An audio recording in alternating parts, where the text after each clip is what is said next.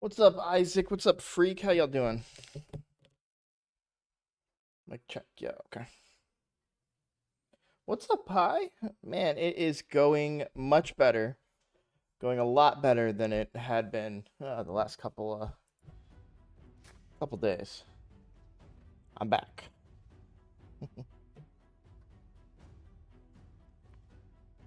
What's up, Mikolash? Yeah, I'm doing better. So, obviously, well, for those of you that don't know, RSL Helper is down. So we're only going to be able to look at one account at a time today. Oh, that's going to blow out my face, but that'll be better in a little bit. There we go. Okay. Um, but I did want to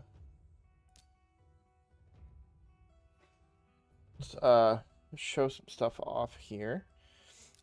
So we got the Spider Tournament done, and we even got second place in that Spider Tournament.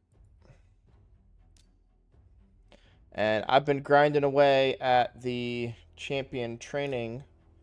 I've completed it on my main. Actually, I got the Immortal Soulstone on my main account, so I prioritized the main account.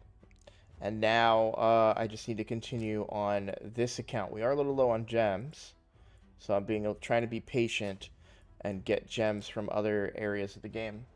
Did you pull the prism? I got my third Ugo. Can't decide if I'm happy about it. What's up, Nick? Third Mordecai? No, yeah, I'm saving my prism for Champion Chase. So Champion Chase is going to continue into Friday. Because tomorrow is Friday, and the summon pool, I said Champion Chase, I meant summon pool. We've got 1 day, 19 hours. So, no, you can do the math. We've got 24 plus 19 hours, and Champion Chase is less than 24 hours away. So, yeah, you can clearly see they do overlap. And right here, right? So, yeah. So I'm going to be pulling my prisms there. And the Dungeon Divers is my focus today. In fact, I'm going to make a video about this too. I might start recording in a second. Grats on all your duplicates. And I know that sounds, like weird or whatever, but that's actually really good for a lot of you guys because now you can empower those champions. For me personally, I probably would run a second Ugo, but they're putting out so many block buffs champions now, and we're fusing a block buffs champion. It might be better to empower an Ugo instead.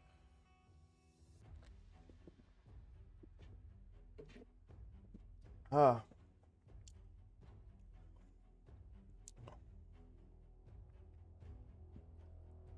So let's open up these clan boss rewards, and then I think I'm going to start recording as well. Actually, why don't I do that on camera? All right, I am going to record. I just want to kick off the video with a recording. It's probably going to be a quicker one. It's more of an update video, but I want to get it out of the way and give a little bit of time for live arena and people to get in here and everything. So we'll kick it off. We're going to do a quick recording. I'm going to do that right now. Is Discord mandatory in your clan? Yes. In fact, it even says it right here. Well, I used to say it. I think I removed it, but yeah, it is mandatory in my clan. I'm about to remove somebody too, I think. Yeah, I'm gonna remove this guy. I've been gone 3 days. Can I promote yet? I am not on my main, so I can't click the promote button yet. Oh, that was you that joined us? Well, welcome, Mikolash. Well, the main reason for Discord is because if you look at all this stuff gets erased very quickly.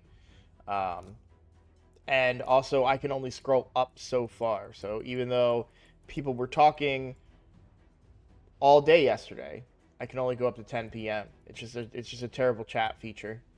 Discord just makes it easier. I would love to join a clan that communicates. Mine is just like solo players. I think Discord will help Prestige. That's the other thing. Yeah, Discord is going to help Prestige. Well, also, Freak, I've got a spot open. Um, I can't promote the clan right now, but you're welcome to apply to it. Let me kick off this recording. Let me knock. It is. I agree that it's recorded for Siege because you do have to coordinate. Because I don't want to use my team, right? I don't want to use my main team up against a Kale Spirit Host War Maiden team. You know what I'm saying? Like you need to have that. That needs to be one of your other clan members. That needs to be one of the guys that's in silver or gold 1 or something like that. You know, hey, this is a weak team. Go take it out, and then I'll take on the harder teams, right?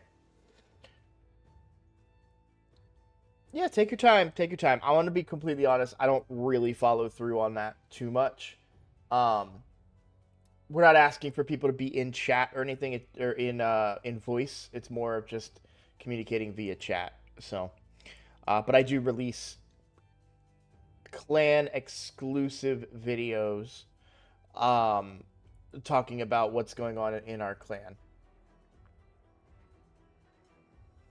Will you still get the rewards for the Hydra key? I would Google that. I don't know. Yeah, wait for. I mean, yeah, it's a tough spot.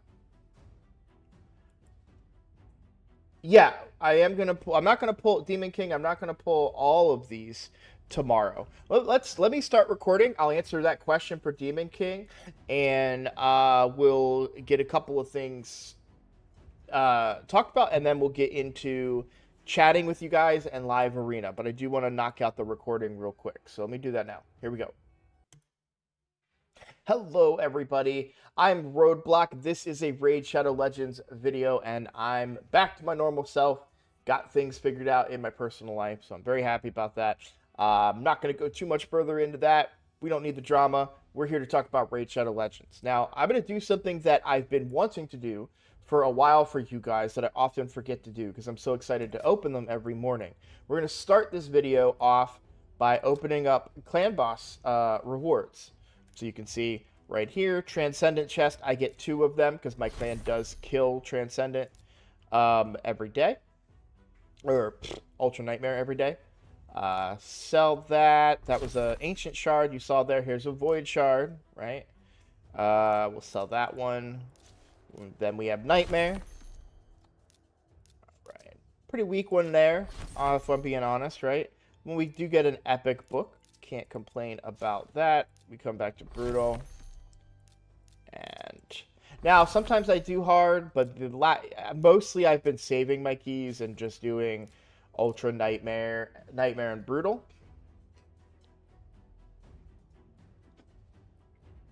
And a big part of that is just because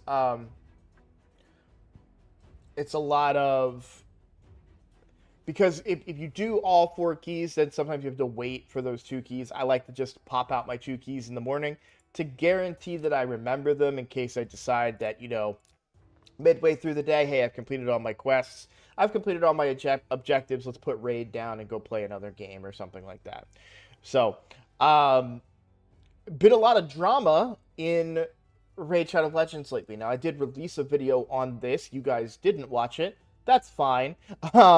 But it is, you know, basically talking about how in the game right now, a lot of people are kind of all over the place, right? We've got people that are excited, like me, people that are angry, people that are quitting, people that are scared. Well, I will say my official stance on it is wait and see. We don't know what this mode really is gonna be like. A video and some words and a voiceover don't tell us anything about what this really means for our individual accounts and how that's going to affect things moving forward. So let's now talk about the account. I haven't done a big account update, I feel like, in a while. We've made a lot of progress in a very short amount of time. Just the last couple of days, I feel like I've made a ton of progress. Now, recently, I did make a video talking about, you know, how I did in Hydra. We managed to get the maximum rewards for Hydra, right? Or sorry, not maximum rewards. We managed to get the Hydra rewards for a Hydra Clash. Give me 1 second. Okay, sorry. I could hear something, but I couldn't tell what it was. All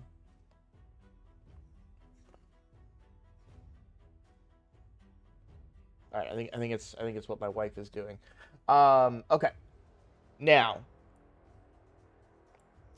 I wanted to open that stuff on camera for you guys. Let's talk game plan. Let me first show you guys about the Spider Tournament. We completed that. We did get the maximum rewards, and we even got second place, which meant some mythical charms as well as some relentless gear and some ancient shards. Now, the other thing I want to talk about is right now, let's look at this number right here, 1,068 shards. Now, I like to have more shards than this at this point in the fusion, right? Because I'm getting a little nervous, right? But this is energy for me. Now, I don't know if every clan shop is every clan shop is the same. So you'll see right now, as far as the clan shop goes, we've got a legendary skill tome, which I already purchased, and a void shard. I will not be able to afford the void shard based on my current clan gold. I'm okay with that. That's fine. I would rather have the legendary skill tome than the void shard. You know, this could be a rare champion. This is a skill for legendary, right? It's, for me, that's a simple decision. But it's been, sorry, I can't, every time I say it's been, I hear 1 week since shit. So I kind of forgot where I was going with that. If I'm being completely honest, my brain just completely died. So all I can hear right now is it's been 1 week. So okay. We were talking about the tournaments. Yes. Okay. So the Spider Tournament went well. We got second place. We got that Prism rewards. Now, that's what I want to talk about. Okay. Don't pull your Prism shards yet. Now, some people in my chat have already said, hey, I pulled my Prism shards. I got so-and-so. That's awesome, but look at this right here. We have 1 day, 19 hours, right? That means, hang on, what? Talking to you. It's going to. It's wanting to talk to you. Why does it, do you need to talk to me right this second?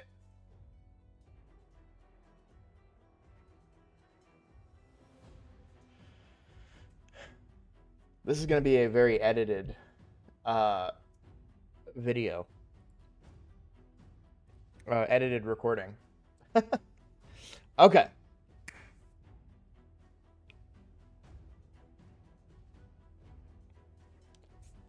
So, when it comes to the Prism shards, you'll see right here, we have 1 day, 19 hours. That is going to overlap with the Champion Chase tournament that's going to start in 18 hours. That's important. So you will get points during this Champion Chase from the summon pool. So if you're going to get, at least, you're going to get your 1 from Spider if you did it. And then Dungeon Divers, which I'm going to be completing today, which I have to complete today, using Dragon Progression and using Champion Training as well. So I'll be doing Champion Training today. I'll be doing Dragon today to get as many points as I can towards this event. Now I remember why I opened the clan shop. We don't have any energy in the clan shop, unfortunately. But where can we get energy from? Don't forget the other places that you can get energy. We can get energy right here, right? If I do, now this is hard. I don't know that I can actually get to this stage. But on normal, there's going to be energy in here, right? I could try, and I don't know if I can beat Spider, but we'll see, right? There's energy here. There's energy here. There's energy in City of Centranos if you need to, right? And then Doom Tower, I've got energy right here I can get. I've got another set of energy right here I can get. So getting that free energy is really going to help me out. And something a lot of people forget about, now I don't think it's a very good value, if I'm honest, but there is 300 energy in here for 1,000 gold bars. Now, if you're like me and you cannot get into silver, you should have a lot of gold bars saved up, because really there's not anything worth it down here. I don't even think the rare skill tome is worth it. So I can use some of those bars to get that extra energy and not have to directly dip into my gems that much. So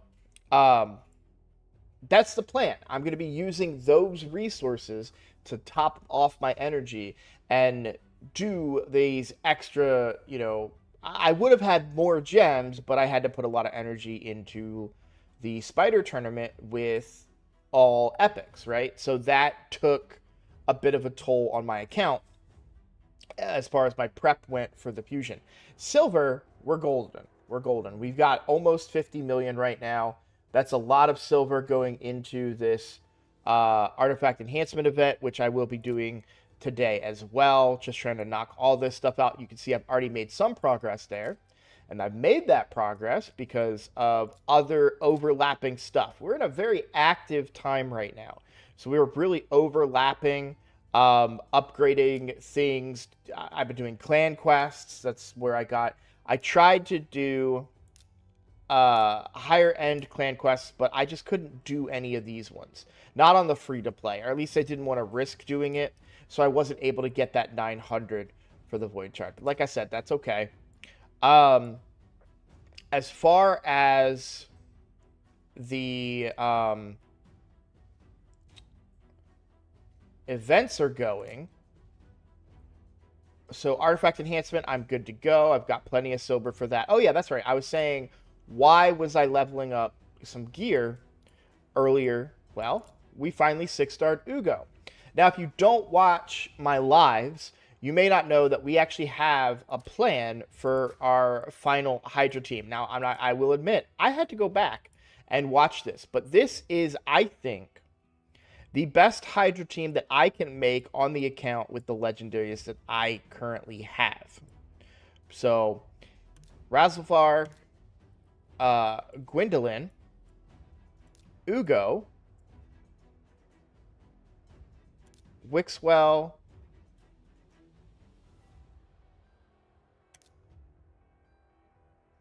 Newt, and Mithrala. So this is the team that I am working towards right now. Ugo was step 1. Now, why was Ugo step 1? Because Ugo can still be used before these others, right? I can get, because Ugo is completely booked. She was already completely booked.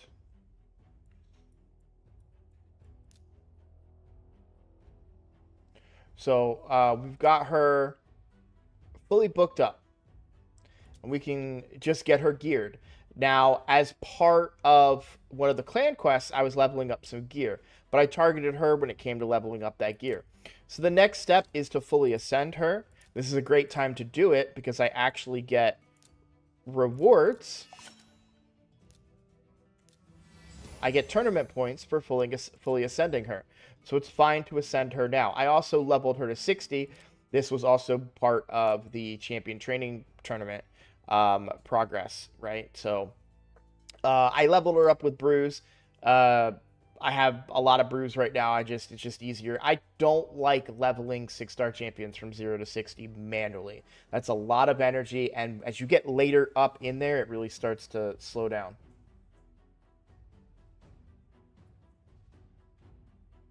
So, but that's what's been going on the account. I do apologize if I'm slightly distracted in this video. It's probably going to be heavily edited because there have been a lot of little things going on while I was trying to record it. Okay, let's talk shards for tomorrow. Now, somebody asked me in chat, because I am live streaming right now, and said, hey, are you going to pull all these sacreds? I will not pull all of them. It does make some sense to pull all of them during a 2x, and maybe I will. We'll start by pulling enough for the champion chase points, and then I will wait and see what else after that. I do like pulling during 2x events, but I don't know, I'm getting sacreds at a pretty decent pace on this account. The problem is on the main account, I've only got 4. I've been stuck at 4 for a while, and I haven't been greedy on that account. It's not like I'm wasting away sacred charts. I've been spending the same amount of sacred charts, but I'm making them at a faster rate on the free to play than I am on the main account, which makes me worried that what if that faster rate stops? And then next fusion, I don't have that big stockpile. Now I will have some more void shards and ancient shards at that time, so maybe it won't matter. So maybe I pull all of them. We will see. But I'm not gonna commit right away and say yes. I'm gonna pull every single sacred shard. I do like to have a little bit of a stockpile from time to time. Let's talk about me pulling shards. I will be pulling shards live on stream tomorrow morning, 9 a.m. Eastern Standard Time. Okay? Not sorry, I said 9:30 a.m. Now, usually, what does that mean? That means at 9:30, I start the stream, I chat with everybody, I kind of go and do a couple of things, and then we start pulling maybe 9:45, 10 o'clock, something along those lines. But I will be pulling live. As always, when I pull live, I gift memberships in the chat if I pull a legendary. We have a very good chances of pulling lots of legendaries. But what we're really looking for tomorrow is going to be Enda Moonbeam, which is not a Sacred Order champion. It's Sylvan Watcher. So Enda Moonbeam is the last piece that we need. Man, he looks so good. I really wish this was a legendary, not going to lie. But we'll be pulling, hoping for Enda Moonbeam for the Lady Mikage fusion. And I do wonder if future summon pools, they always seem to include at least one of the epics that you need for the Lady Mikage fusion in these summon pools. So we might get another chance at Enda Moonbeam later, which would be pretty good. Because once we get Enda Moonbeam, we are done for the fusion. Or we could, of course, pull Tatsu tomorrow. You never know. So please come hang out for that shard pull tomorrow. As far as, I also wanted to talk about what I think I'm going to do for the champion training. I actually do really want to go for the 7,850 points here. So that is the plan. Now, I do have some time to do that. I think today I'm going to start my day off as soon as I'm done streaming. I'm going to get that extra energy I mentioned, and I'm going to run Dragon today and try to just rack up as many points as I can in the Dungeon Divers. I do want to hit this 5,000 goal, but this is hard and going to take a lot of work. I'm going to need to spend about 2,000 energy today on Dragon. Actually, I haven't looked at the Dragon tournament officially, so how many points do I need to get in the Dragon tournament? Almost, so 2250. So we'll use gems, we'll use that extra energy and try to build up that amount of energy, and then we'll go pull. We'll go run Dragon all day. I'll let that run probably on my phone all day. And then we'll see where we're at in the Dungeon Divers and kind of go from there. But that is what we're doing. We have not missed an event yet. If we take a look right now, fragments-wise, we are at 45 out of 100. Hold on. Did we miss an event? So 5, 10, 15, 30, 45.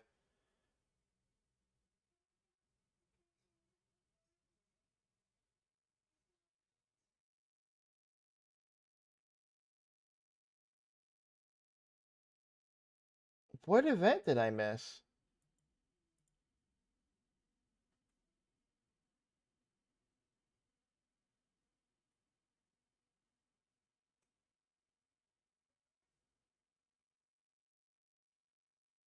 Five, 10, 15, 30, 45, 50. I should be at 50.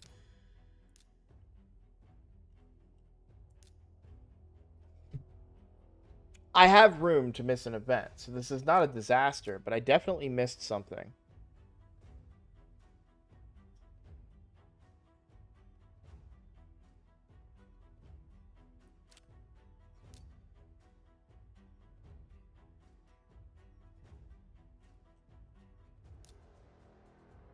Haha! I missed the Fire Knight tournament. I missed it by 250 points. Okay. That's okay. We have wiggle room there. I'm actually just more upset about it because I want those fragments for High Mother Maud. That's really why I was more upset. I wanted to get every single fragment of this particular fusion. But yeah, if you don't pay attention, you can miss out on something. So wow, I completely spaced out on finishing the Fire Knight tournament because I got so excited for the Spider tournament and this event. So man, they got me. They got me. But we still have a 10-point cushion, so that's 5 points out of our 10. I was planning on doing every event, and right now the champion training tournament is looking pretty good for me. I think I'm in second place on that right now. So that's a potential chance to make up some fragments. Of course, any one of these guys could blow past me at any minute. I'm not banking on that, but to get some extra fragments would be pretty good for me. So, yeah, I'm still good, but pay attention. Wow, I'm really disappointed in myself a little bit. It's okay. We're still going to complete the fusion, but yeah, that's why I like to have that cushion. I've never done that before. That's the first time it's happened to me in Raid Shadow Legends. So, okay. Well, I wanted this to be a short video. It's probably going to be edited down even shorter because a lot of distractions happened in the video, but I wanted to give you guys a full account update, let you know what my plan was, and let you know about the progress I have currently made in the game, such as Ugo. Now, gearing Ugo is probably going to get me my artifact enhancement points, right? Because we're going to be building banners, we're going to be building necks, we're going to be building gear. Like, that's 6 pieces. Hopefully all 6 of them are 16. That's going to give us a big, big boost to our artifact enhancement event. So, yeah, mostly wanted to let you guys know what the plan is for tomorrow and the shard pull. Wanted to give you an update on the account. Now, next steps. Who's next, right? This is always the big question. Who are we 6-starring next? It's either going to be Razelvarg or Gwendolyn. And I think I'm leaning towards Razelvarg. I think Razelvarg can, with Ugo on the in the team, Razelvarg can immediately fit in. We do need to book and master, of course. Same masteries on Ugo as well. But I think if we can get Razelvarg in next, we'll get that big speed aura. We'll get that big that leech and that damage that we will get out of Razelvarg, because Razelvarg can really smack 2 AoE hits. Looking forward to being able to use him. So yeah, Razelvarg is going to be my next 6-star. We're going to use him for Hydra. We'll use him in other areas of the game, but him combined with Ugo will do basically what we're getting out of Deacon without running out of their buffs, because Deacon with his extra turn mechanic is always cycling out of his own buffs. So we'll build Razelvarg for speed and damage. Looking forward to that. And then lastly, we're going to build Gwendolyn. And Gwendolyn's going to be one of our damage dealers, but also she's going to bring our decreased speed and AoE leech, as well as bringing some increased accuracy for the team, extending buffs, and she does smack with her passive ability. So really looking forward to getting this team put together. And that's all I've got for you guys today. So yeah, try to save your summon pool prism shards for tomorrow for the champion chase. And if you guys are struggling for resources, I've kind of shown you areas where you can get resources, whether it's energy. If you need silver, as I've always said, come down here into your forge and craft the lower level stuff. This blue stuff, I like to call it, the 3 to 4-star stuff. That's going to get you, and just sell it all. Get yourself some silver that way. Great way to do it.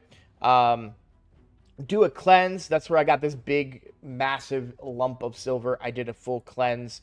If we look at my accessories, I'm down to 905 accessories. And you're not going to find any, well, you might find a couple, 5-star blues. So I got rid of all my 5-star blues, and if I do just new, there are none, right? So I no longer want 5-star blue gear at this point on the account. So I purged all of that and got myself a big fat chunk of change for these artifact enhancement events. All right, guys. Thank you for watching. If you like my content, please consider subscribing. I'm still kind of coming back from a bit of a mental, like a minor, very minor mental break. And that's why this video is a little distracted and things going on. But I am feeling a lot better. I expect to get back to my normal content. I really want to do a couple of things. I want to reattack the Wixwell team. I've been getting a lot. That's actually bringing a lot of traffic to my channel. And there's a lot of questions that maybe I didn't answer in my first Wixwell videos. We want to get to that. So lots of stuff going on. Thank you guys for watching. If you like my content, please consider subscribing. It's the best way to support my channel. Also liking this video, leaving a comment. That helps me with the algorithm, things like that. So anything that you're willing to do to help me out, I truly, truly appreciate it. I will see you all in the next video. Take care, guys. Ugh. I'm not happy with that video at all. That was so distracted, so much more distracted than many of my other videos. All right, give me 1 second, guys. Connor.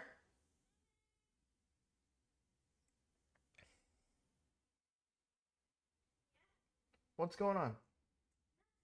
You wanted your court? Hang on, let me mute.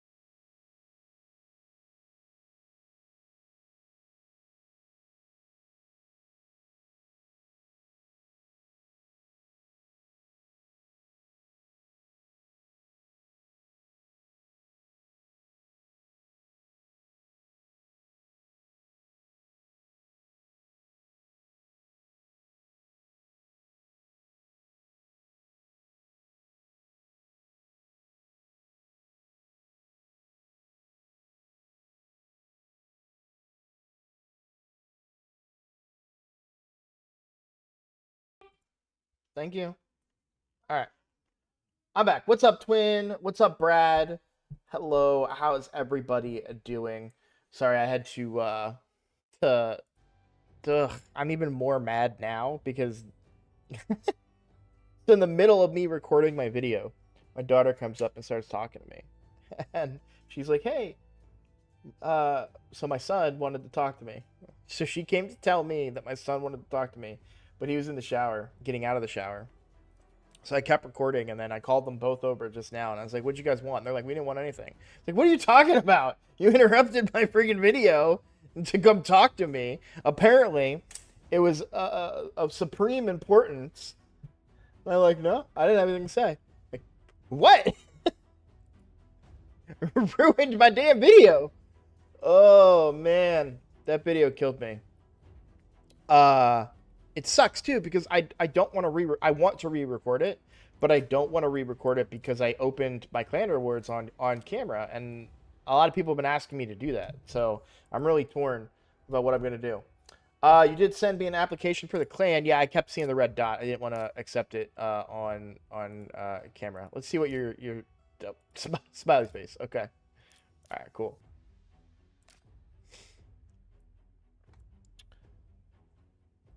All right.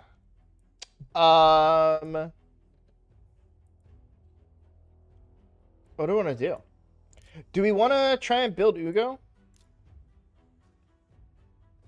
I also need to do a mini gear cleanse. I've been putting this off for a minute. And I do think some stuff got through the cracks. No. Okay. Don't have any of those through the cracks. That's good. You just built your Ugo. Bro, I love your name, okay, bye. But when I read your name, because of the way that the text looks, it just says okay, bye. And it's like, cool, see you later. What Hydra level do you guys kill? Maybe I can join too. Oh, we kill all of it. We kill Nightmare, we kill Brutal, we kill Hard, and we kill Normal every week. I currently do not have any open spots though. I just filled out my last spot. So when the new event comes out, the Siege comes out, although this guy's been gone for a day, so he might be leaving soon. But when the new Siege comes out, I can expect a lot of people to probably quit in the clan. Debating how to build Ugo, but I don't what level Hydra I want Ugo for. Yeah, so why don't we build my Ugo, right? We have an artifact enhancement event. We have Ugo ready to go. But the reason I need to do a mini cleanse is because some of the gear that I want to have on her could be in this mix. All of this, the rings I can grab, like the accessories I can grab. Let's grab those.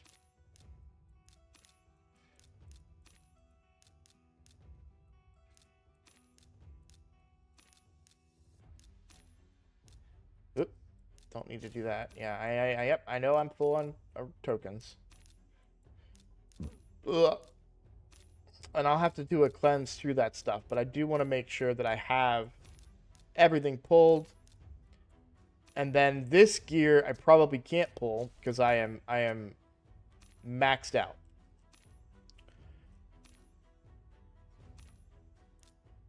So this is going to be a bit tricky. What am I looking to do?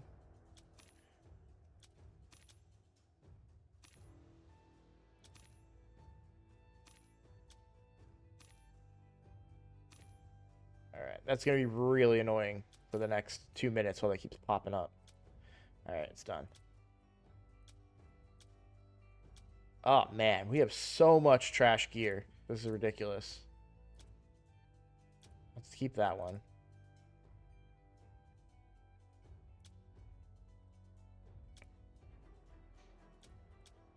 It's such an easy cleanse right now because all my gear is ass.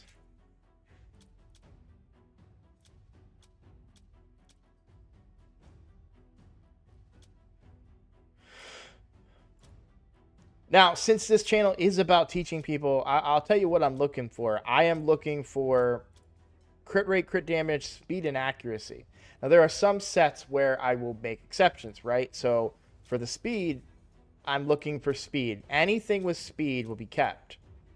But something that has no speed is going to get sold, unless it has crit rate, crit damage, like that piece just had. That's crit rate, crit damage there. Crit rate, crit damage. But that rolled bad. I'm going to sell that. We've got speed on that one. Speed on that one. Crit rate, crit damage. Haven't rolled it yet. No speed. No crit rate, crit damage. No speed. No speed. We got speed there. That was crit rate and crit damage. I'm looking for both. If it's just crit rate, I'm going to sell that. And we're just looking for their speed, speed, speed, speed, speed, speed. I will say that I'm probably getting to a point where the blue gear, though, doesn't get used, if I'm honest. I'm going to skip over all this epic stuff that's actually leveled, because that probably was for speed rolls.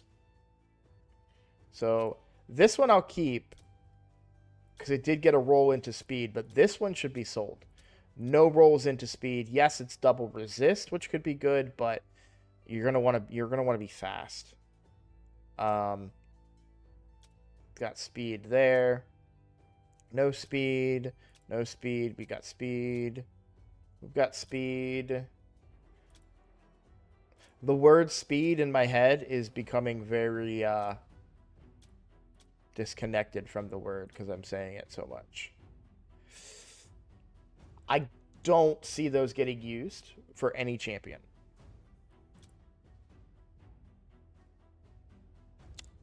If this had speed, I would have kept it, but there's no speed on it, so I'm not going to keep it. But I will keep this one. It's rare that I would use that. I can't think of a champion that I would want to find speed with crit rate, but it's certainly possible. Speed, speed, speed. Okay. So that's a big chunk right there. And we will pick it up back at crit rate. I know this is kind of less entertaining. Yeah, LOL, we're about to build a champ. So I'm about to build my Ugo. I'm just doing this to make room for gear right now. So now this is different. Like, speed is less valuable on this gear. So I'm looking for crit rate, crit damage, or speed and accuracy. Is really what I'm looking for. And the reality is that I probably don't use this set to make that happen, right? But if I was to find, like this piece right here with speed and accuracy, cool. But I would probably prefer that on perception, right? Something along those lines. That's a good chest. That's a bad chest. I don't see those getting used, to be honest. Not 5-star ones, maybe 6-star ones. But I think I need to be more critical of this stuff. All right, I made a little bit of room. I don't want to do a full-blown cleanse because we don't have time, right? I don't want to use up my streaming time cleansing, doing a gear cleanse where I don't think it's as entertaining for you guys. Let me get caught up on chat as well once I finish clicking all these things. And then we'll let it catch up. I was debating how to build Ugo. Okay, yeah, we already read that one. Hey, RB, could you explain the thought process when building a champ? Read this one. I understand how to build nukers because it's just damage, but I have no idea if I built my Geo correctly, for example. Yeah, I can show you my Geo build. When in doubt, sell 5-star gear. Agreed. The gear filter should have an exclude substats. We get all gear without selected substat. I couldn't agree more, Peanut Butter. I think you're exactly right. Would be easier to sell all pieces without speed substat. Thank you. You are absolutely right. They need to do that. I feel like we as a community all want that so badly. Okay. I did say I would show my Geomancer build. So Geomancer, very high accuracy, reasonable speed, is what you're looking for, and that's it. Survivability stats. So you want HP, you want defense. So you're going to look for like defense gauntlets, HP chest, accuracy on the banner. But you're looking for speed and accuracy are the stats you're looking for. Speed, accuracy, speed, accuracy. Just accuracy here. Would like some speed on it, but you got to go with what you can go with. Speed, accuracy, speed boots with accuracy. All the other rolls are inconsequential. If you could get more HP or more defense to make him more survivable, that's great. But you're just looking for survivability. When it comes to your amulet, HP or defense, pick whichever one has the higher accuracy roll. That's how I would recommend building a Geomancer, because his entire kit is about landing this burn and then getting hit, because he does a bunch of damage every time he and your team gets hit, right? So you want to make sure he's tanky and survivable. I think there's hope. They've changed Tavern, so I don't see why not this. Just a matter of how long they decide to take. I don't think, I respectfully disagree that it's something that's right around the corner, because they just introduced, when they had the opportunity to do it, that would have been when they did this priority stats thing. Then they could have said, oh, we also allowed to not show something. And I feel like because of the way they implemented this system to start, that you can check something to show it, to exclude gear without stuff, it doesn't work in like a checkbox way. So they'd have to add maybe a new sub-menu here, like exclude substats, right? It would have to be like primary stats drop down here, substats drop down here, and then exclude drop down here. I just don't know that it's going to fit in the way that they currently do everything. But I'm sure it's probably not a priority for them, to be honest. I wish it was, but it is what it is.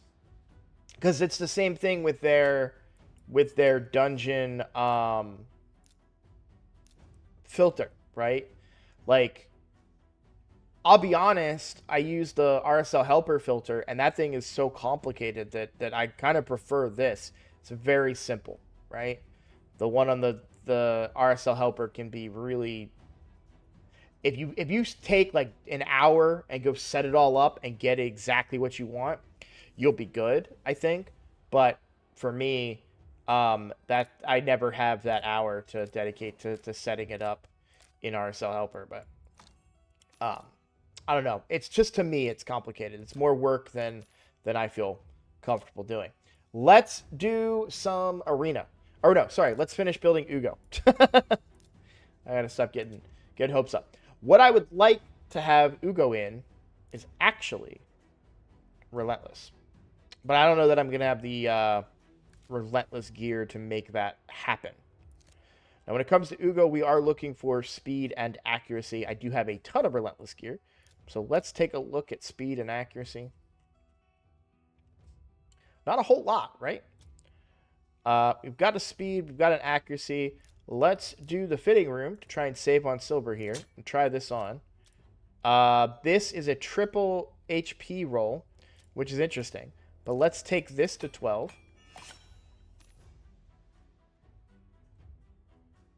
So I got an accuracy roll, but two flat defense rolls. Not thrilled about that one. Let's see if we can get some speed and accuracy rolled up on this piece.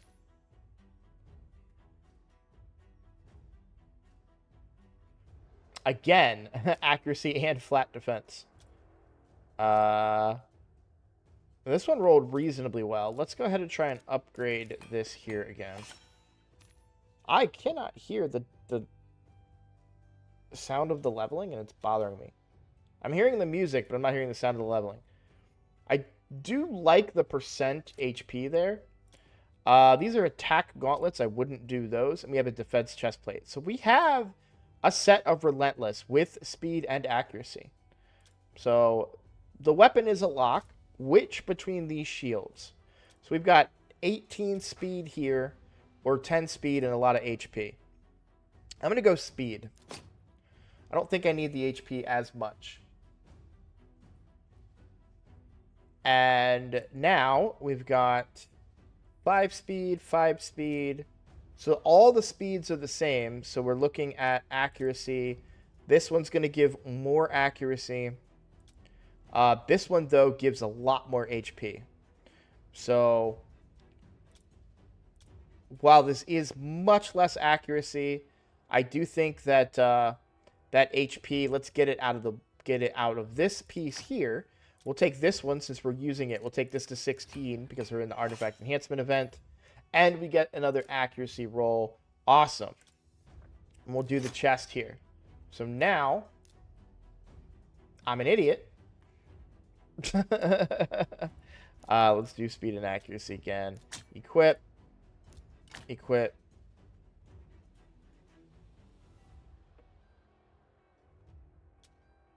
Alright, I think I'm going to hear it now. Yep, okay. I can actually hear things now. Cool. Alright, so I want to go, because I did defense on the chest, I want to go HP on the gloves. We're done with Relentless. We don't need to worry about Relentless anymore.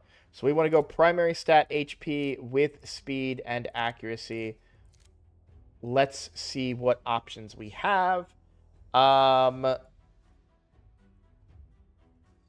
wonder if it might be worthwhile to take off the accuracy in this particular case and see if we got something better going on. I do want to use the fitting room here as well. Now, I would like to, if possible, get a speed set.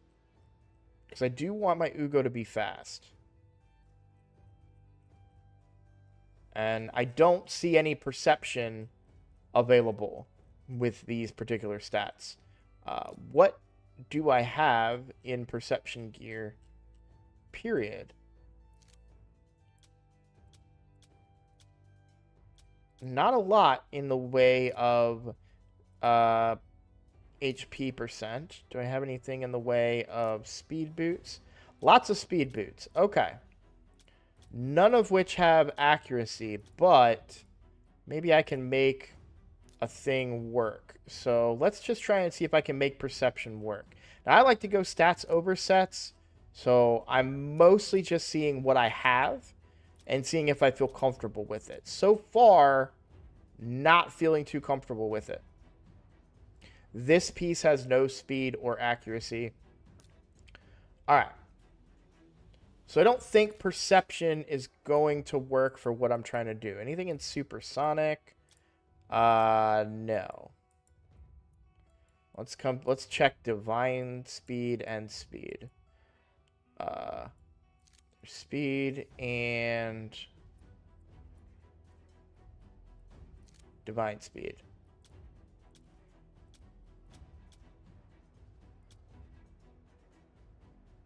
Alright. I kind of just want to look at boots. I don't know that I'm going to make a set happen, so let's just take a look at what my 6-star boots are on the account right now. Do I have... Actually, let's just look at boots with accuracy. Well, dang. Is there a weaker piece up here? Maybe I don't use this chest then. Because this is really good. As far as Relentless goes. Don't get me wrong, I would love to have like percent HP instead of flat HP, but speed and accuracy on Relentless, like this is great for Ugo. And it's 6-star boots. So we'll take off the chest. And that might open up a little bit more room for me on my account. So let's go look for speed and accuracy substats on a chest.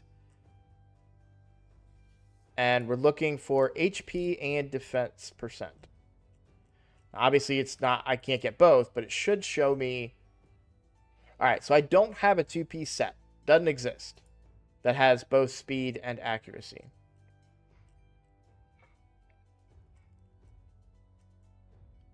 I'm actually really happy with my accuracy level right now. This is before masteries and before a banner. So I'm going to take accuracy off and see if I can find some reasonable sets.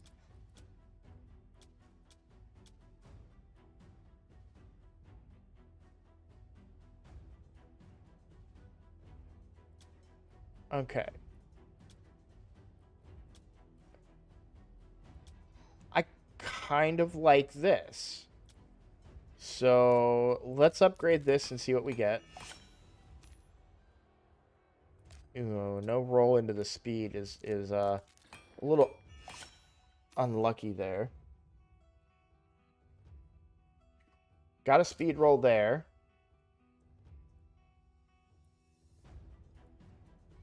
I would really like a 6-star chest.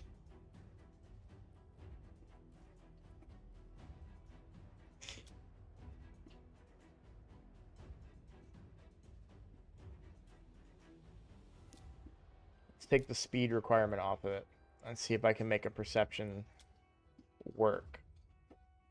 I'm not a fan of this piece. This is a very weak piece. This should be sold. But I do like the...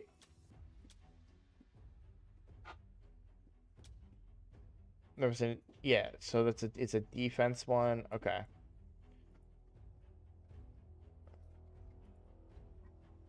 Whoa. Now we're kind of talking a little bit. Because do I have a protection? I do. It's attack, which isn't great. But I like that. I think I'm going to do that. I think we're going to do a protection set here.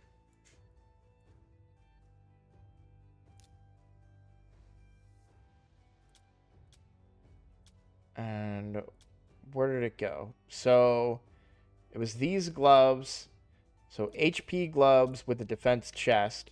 That's going to get me 20% resistance, 15% HP, and 12% speed. So we'll take this to 16 and equip it.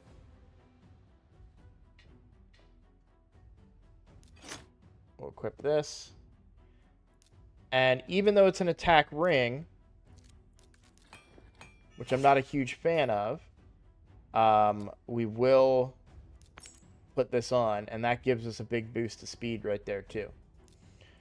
So we're looking at a 213 speed, currently 181 accuracy, but we are about to get more accuracy on the banner. Now, I think I already leveled the banner. I didn't. Okay, so primary stat, accuracy.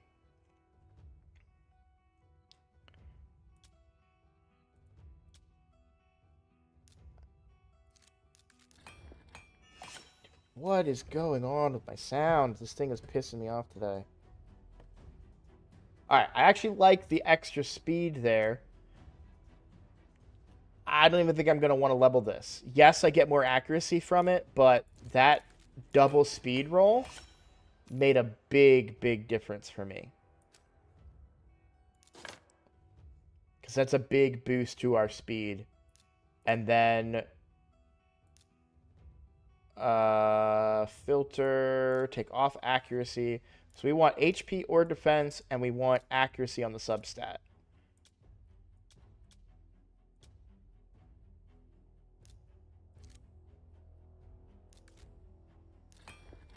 I should have only taken it to 8, but... So really what I'm looking for here is accuracy. Yeah.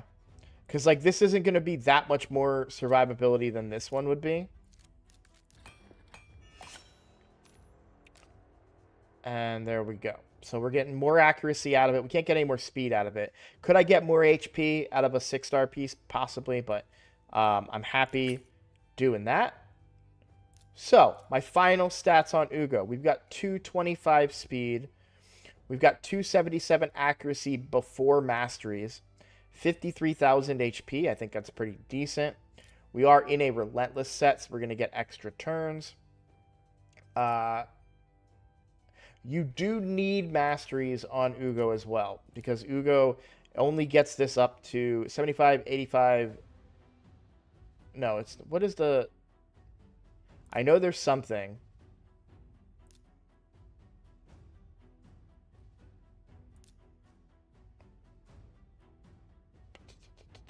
It's the block buffs. Yeah. Okay, so it's 50, 60, 75, and then 5, 10, 15, 20. So that's 95. So to get the block buffs guaranteed every time, you need to have... Oh, what is it? Oh, it's not that.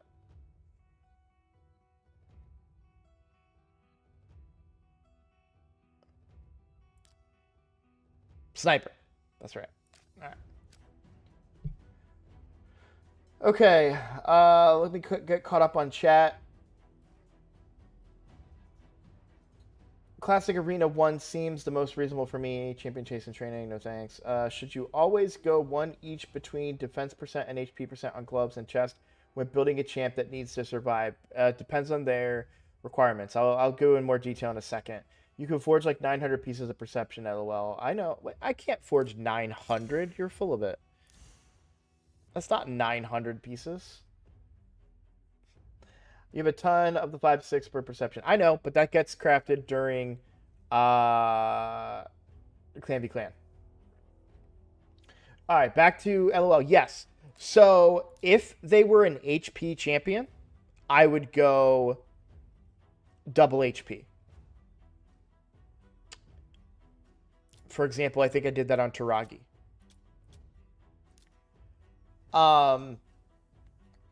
If they are a defense-based champion and they scale off of defense, I might consider double defense. What I mean by that is, like, for UDK, for example, that shield is proportional to his defense.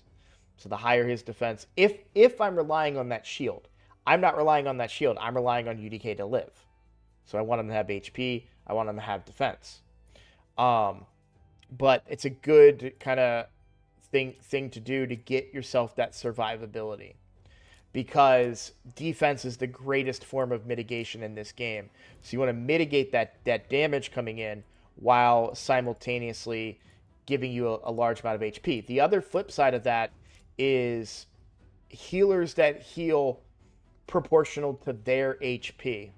What is an example? I don't know if I have any.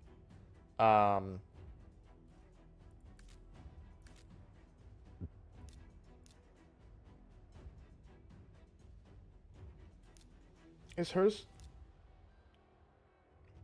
Yes.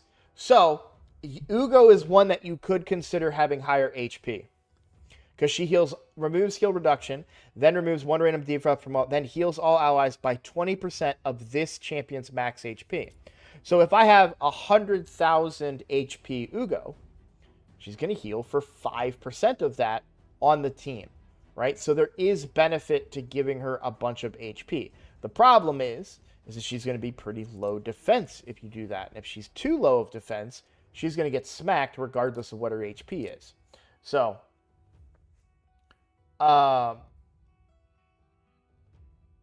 yeah, Ugo does it as well. So, you know, that's important to keep in mind when you're building a champion, that if you're saying, hey, I need this to be a healer. Now, the reality that you're going to realize is healing in this game, at least for me, is a lot less valuable than it was a year ago. I always needed healing to keep my guys topped off. But the thing is, in the game now, shields are king. Shields are the dominant survivability tactic, because you can just keep repopping that shield every 3 turns, and then your HP never goes down because they're only hurting your shield, right? And I'm running a double shield Hydra team. I'm running Mithrala and Wixwell together, so I'm going to have shields up all the time. Ugo is giving me a little bit of extra healing, but I'm not using her to be this massive heal beast, right? So I'm okay giving her that defense and sacrificing some of that HP. And again, I'm building her relatively bad, right? Because I'm not getting any HP or defense out of this particular ring, but I'm gaining 12% speed because of this ring, right? And that's important to understand, because I am able to make a protection set work. While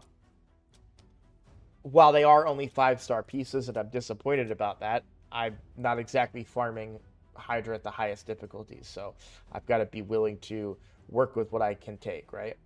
But I'm very happy with this build. I haven't enchanted anything. I haven't done anything too crazy yet. So overall, very, very happy with that. Now, who is next? Right? Next is going to be Razelvarg. So we still need to level up some pieces for the Artifact Enhancement event. So let's talk Razelvarg gear. What would I want on a Razelvarg? Well, I would want crit rate, crit damage, attack percent, and speed. This is a perfect item right here. Would I put him in a stone skin helmet? I don't know. I don't think I want to level that quite yet. Now, I do kind of want speed, but he does get passive speed, right? And we're going to be running a speed aura and an increased speed. So maybe we don't have to do the speed, and let's see if we get anything kind of more reasonable here. I think I do need accuracy on him. I actually don't. I'm not going to put accuracy on him, because I want him to do damage. Now, I'm bringing Gwendolyn, who does an AoE leech, which is what Razelvarg would do. But I don't need this AoE leech, because I'm going to have this one. And she's going to have high accuracy, because accuracy is crit damage for her. So for Razelvarg, Let's just focus on damage. So right out the gate, we want speed boots. We definitely want 6-star speed boots. I don't think I can make Savage work for him. I really don't. I would like him in Savage or Lethal or Instinct or one of those sets. I absolutely would love to be able to get him in one of those. It's a complicated situation because, or Merciless even. If I could get him in one of those sets, the problem. So here's a thought. Am I okay running a slow rabbit who just speeds himself up? Or do I want to have like, a 200 speed rabbit that ends up giving himself 310 speed or whatever, you know what I'm saying?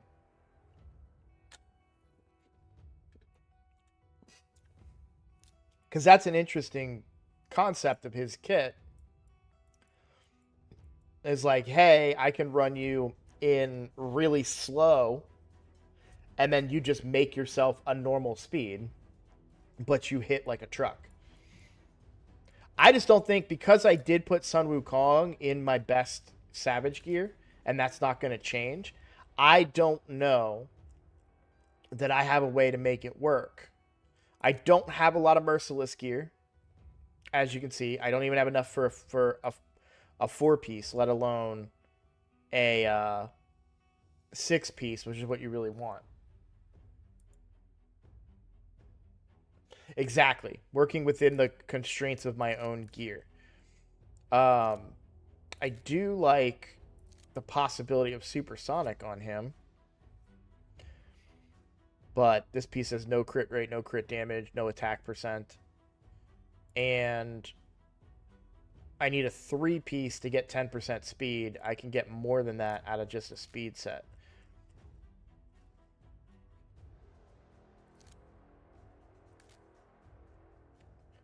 Alright. Let's start traditionally. I always like to start with crit damage gloves. I'd like to have crit rate, attack percent, and speed, but it doesn't exist. Let's just take off both of those requirements and see what 6-star crit damage gloves I've got. This is actually pretty interesting. So is the supersonic one.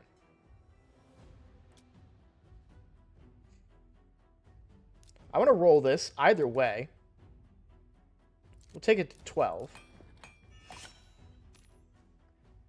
Not the best rolls. And that is not really that good now for an attack-based nuker. That would be better off for a defense or HP-based nuker later on down the line. So it's not a bad piece. I don't think it's as viable now for what I'm trying to do. I like the extra crit rate here and the attack, and we want speed. So supersonic is a natural set for this type of champion. So I will equip that, and I'm going to go ahead and equip those speed boots from supersonic. I know I need to make a 3-piece to get it to work, but... And I'm going to have to come up with some crit rate and crit damage elsewhere, which is not ideal. Yes, they're 5-star gloves, but if we look at the gloves that I had available,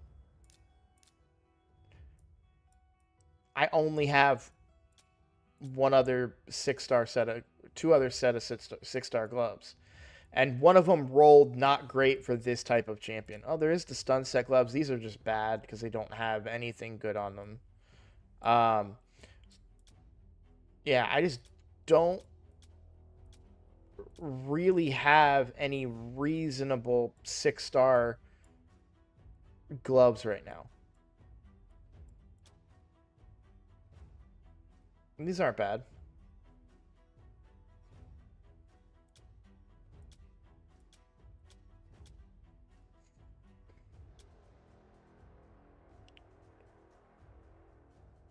Let me see what I get for 16 on these. HP. Not great. Let's keep these in mind. I'm going to go right now with this set, but we'll keep these in mind. Maybe we find a good crit damage piece somewhere. So let's go attack percent, crit rate, crit damage.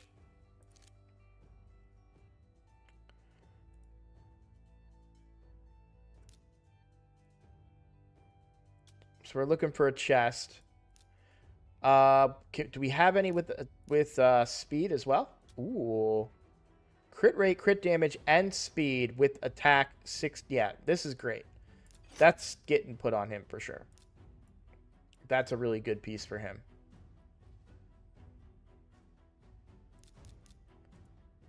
All right, now we're looking at the top 3. We are looking for speed, crit rate, crit damage.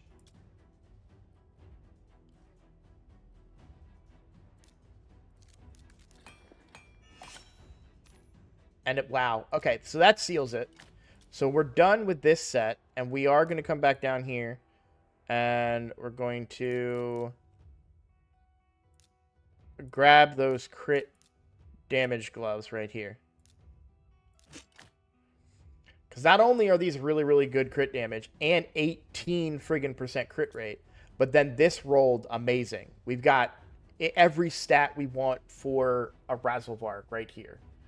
Right? We've got crit damage, we've got crit rate, we've got speed, and attack percent.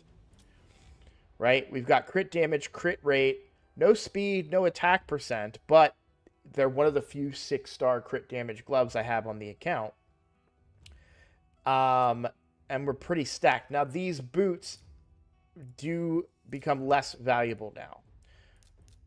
So, crit rate, crit damage. I would prefer 6-star boots. Let's come back to boots. We're going to do boots last. These ones are okay, but there's no crit rate or crit damage on them. So these are we're going to actually just remove them because I don't think they make the cut, period, now. And I think we might stop here because I don't want to waste too much silver right now when I'm going to have another artifact enhancement event in a couple of days. So when that artifact enhancement starts, because I don't think these rewards are worth it. They're not worth the silver. I'd rather save that silver for the next artifact enhancement event. So, but we're already off to a really good start on Razzlevarg, honestly. We're at 55% crit rate right now, and we've got 3 slots to go. I bet you we've got Slayer gear. None that's viable, though. So,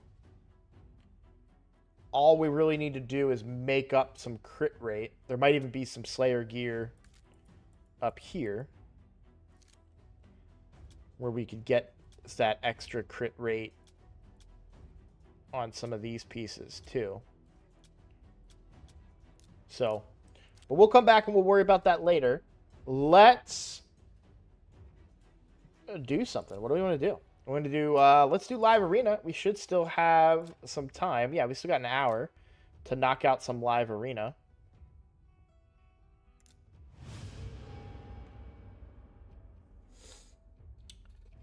Getting Rabbit in Relentless, I agree, is a decent idea. Especially for Hydra, but I don't think I have the stats I'm looking for in Relentless. We can take a look, though.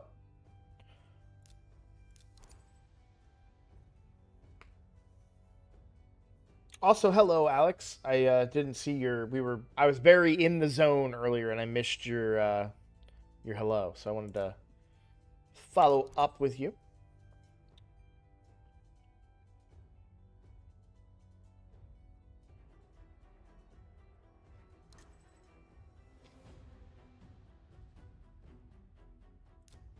Okay, we are banning for sure Armands. What is going to be better for me? I think it's going to be the Sun Wukong here. to survive.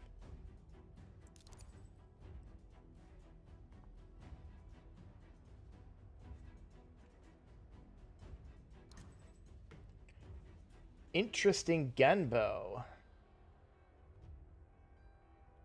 I don't think Genbo has a particular way of breaking through my Sun Wukong, so I feel confident with this ban. And then we just gotta hope we win the speed battle. But even if we don't, I'm banking on the UDK Sun Wukong combo here to keep me alive and help me win. Stone Skin on Genbo, interesting. You don't see that often.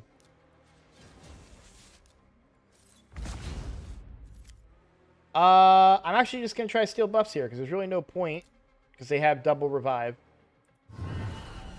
And I do get some Stone Skin. Now, he is going to revive. That's totally fine. I've got myself some Stone Skin. Ah, he's smart. He didn't revive. Props to you, sir. Hoping for a 6%. A little bit of luck there. Didn't get it. Would I want to shield here?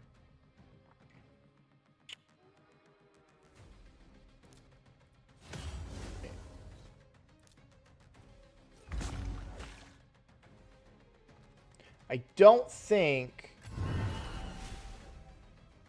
That's fine. I'm not going to revive either.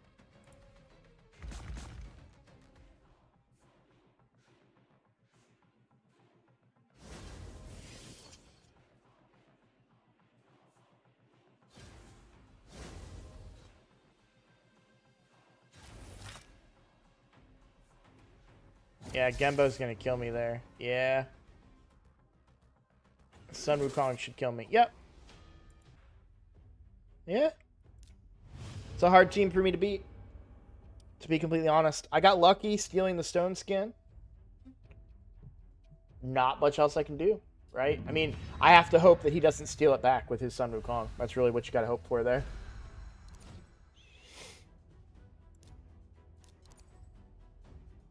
I just can't think of anything I could have done differently. You know what I'm saying? It's one of those ones where it's like, well, could I have done anything? Could I have...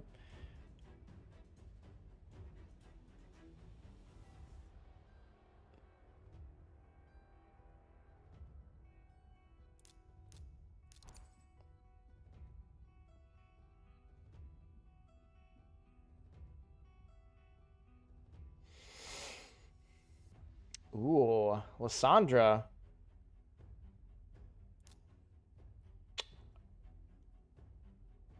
I think I want Mithrala here.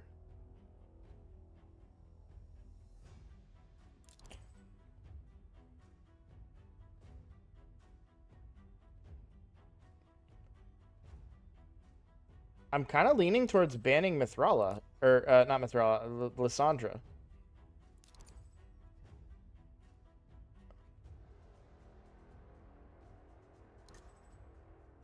Yeah.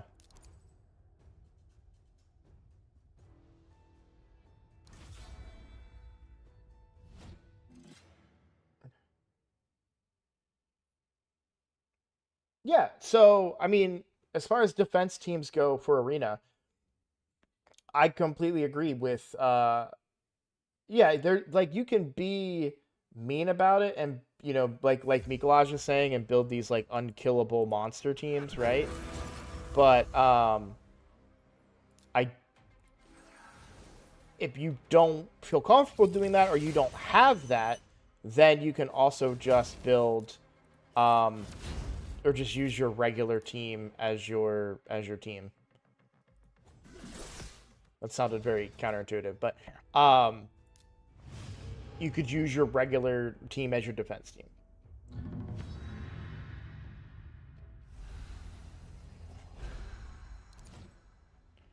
You know what I think is going to be a real problem? And I mean a real problem. Is really high speed, high resist, Paragons.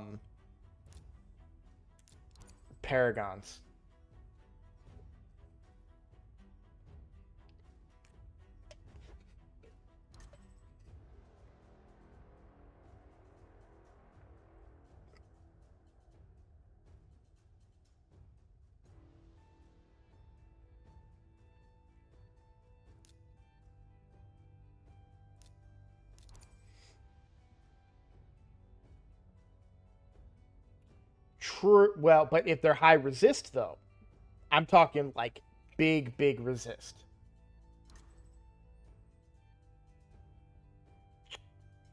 Okay. Obviously, Sun Wukong here. Do I just try to counter their Sun Wukong? We're gonna need to crowd control more, so we're gonna look for her effect. We're gonna look for Mithrala to counter this team here.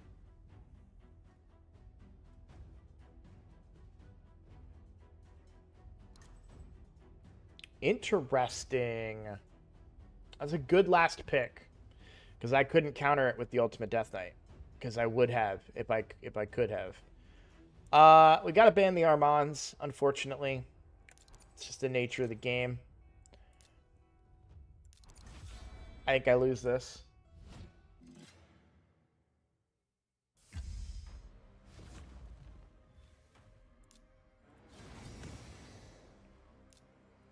If Siege is unlocked, we'll go take a look at it.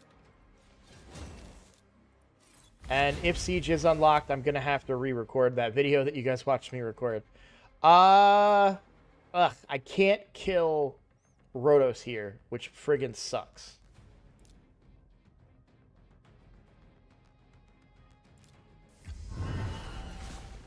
Yeah. So I was trying to steal the stone skin there. That's what I was trying to do. Yeah, he's gonna kill Sun Wukong and then kill probably Arbiter.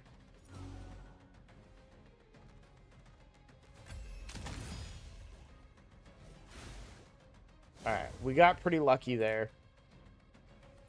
I will shield and cleanse. Yes, I risk giving that to Sun Wukong, but I need to keep these people alive. Okay.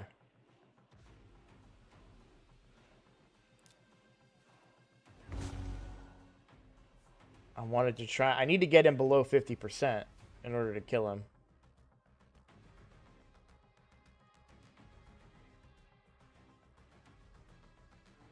He did a really good job on the bait and switch. I think I win this with... Well, his Ultimate Death Knight is very tanky.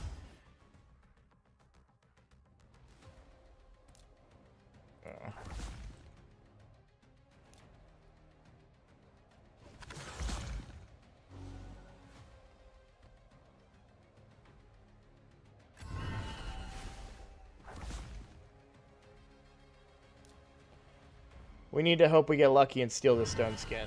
And we don't. We buy a little bit of... Well, no, he's just going to kill... Yeah, so he wins because he's going to get a double hit. Oh, he doesn't get the double hit. So there is the chance now that my Sun Wukong comes back. But unfortunately not before his. So, yeah. It's a really good team.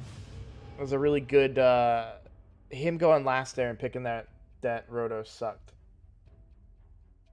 Oh, wait. Did I cancel in time? I did. Siege unlocked.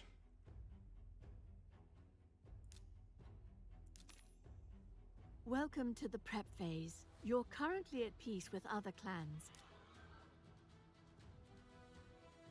Each building in your clan's fortress contains defense team slots. You and your clanmates will place your strongest champions in these defense team slots to protect buildings from enemy attack.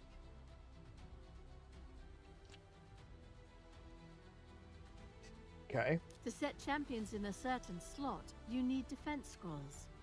The more buildings you upgrade, the more defense team slots your fortress will have, and the more defense scrolls you and your clanmates will have.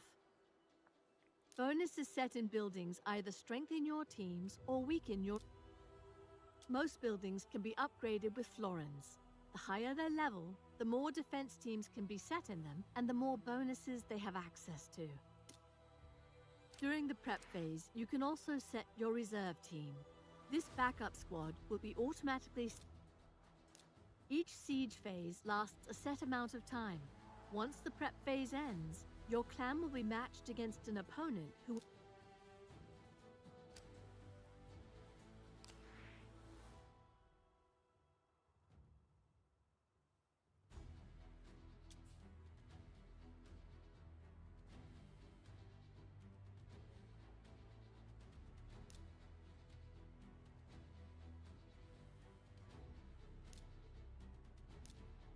Okay, that's cool. Alright, so what if I give that order?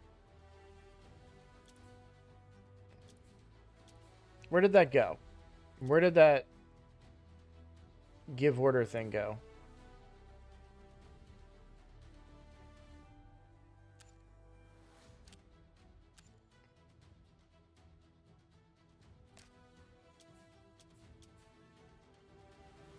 Give orders. Alright, so this is cool. So I can communicate and say, hey, defend this building, right? And then I can rescind that order. Right? So I can kind of tell you guys where I want you to defend. That's cool.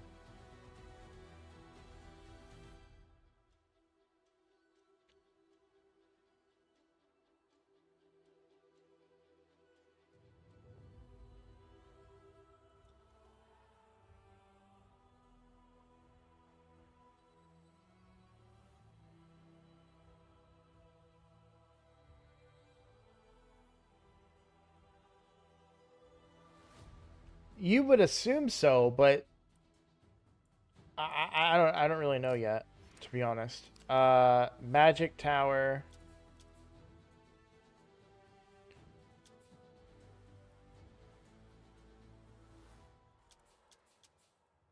So how do I know what kind of limitations a room has? Like, I don't see... I don't want to just waste my defense team to learn this stuff. Alright, good. It doesn't cost that to find out.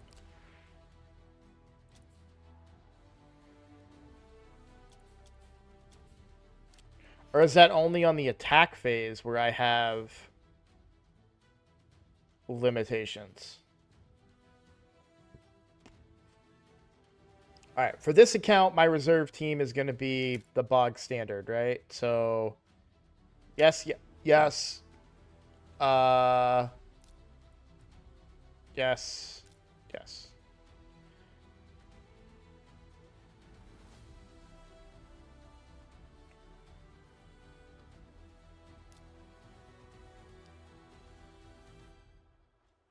No.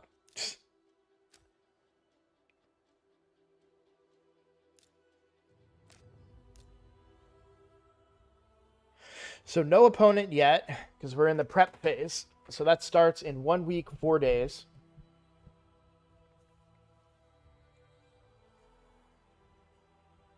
So is that Tuesday, right? That's Tuesday, right? Let me see the gear set yet? No.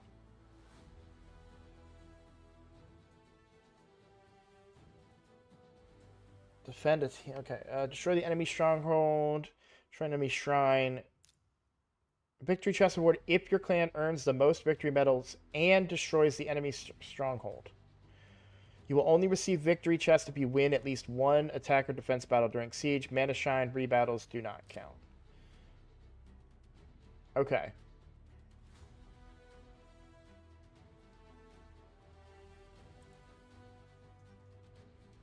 You done with Live Arena? I just started. You want that rematch? Alright. I'll do Live Arena. I just wanted to take a look at this stuff.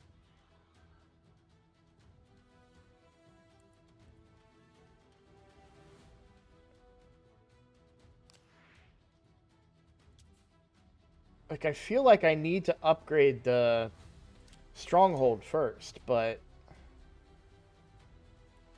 I don't know. I don't know the strategy for this, and I'm flustered. Because I'm the clan leader, and I need to know these strategies. Okay. I'm queued up in Live Arena. Don't donate anything yet. Don't... I need to research this. I need to find out what the meta is. I don't know. 3 prisms? What do you mean 3 prisms, Ahmed? You got 3 prism crystals? Good that we have a week to figure it out a bit. Yeah, exactly. We've got a week to kind of come up with a game plan.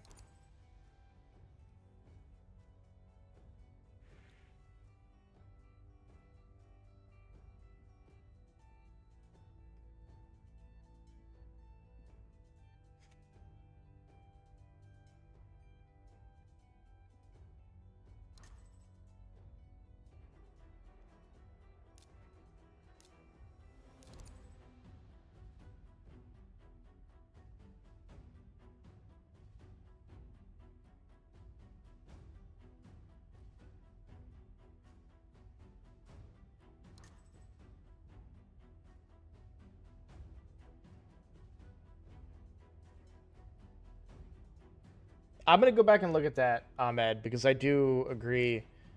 That's not great. Okay, this team would benefit from UDK, I think.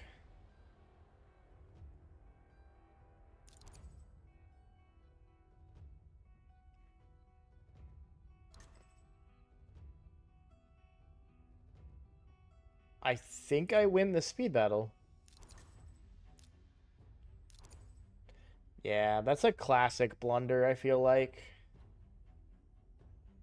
I know this is a stone skin Hefrak. Like I'm willing to expect that. But I don't think they can win this that way.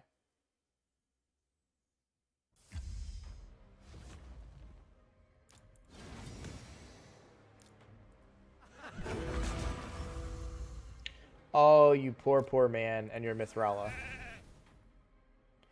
I'm so sorry.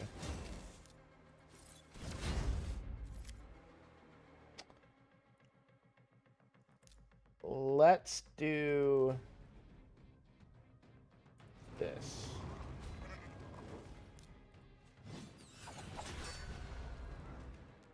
Yeah, they are smart.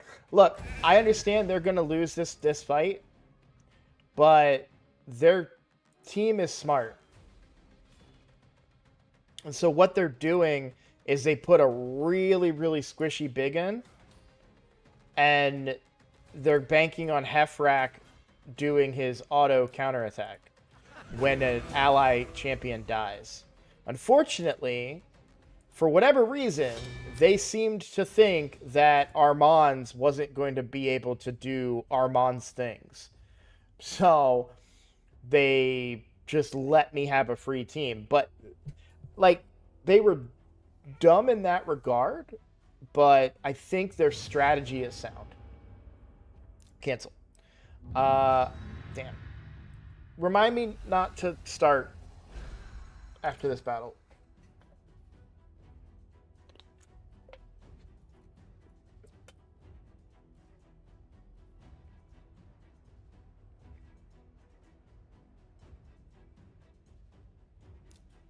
Because I do want to look at the rewards for the official. I suspect, because this is like Wood League, and I'm not even joking about that. The symbol for it looks like wood. All right, Kage, Duchess, Mithrala. There's Sun Wukong. Not gonna lie, right now this is looking like a ban Sun Wukong. Do I want Mithrala to counter some of their crowd control stuff? Or do I want UDK? They're going to have a hard time killing UDK with this team.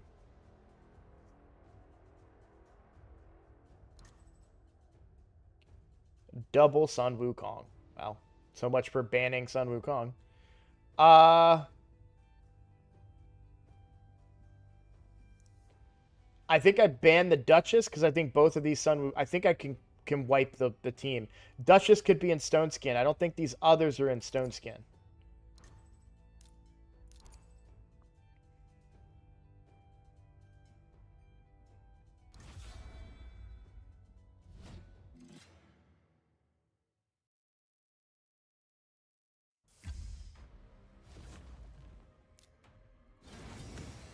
Yeah, no Stone Skin.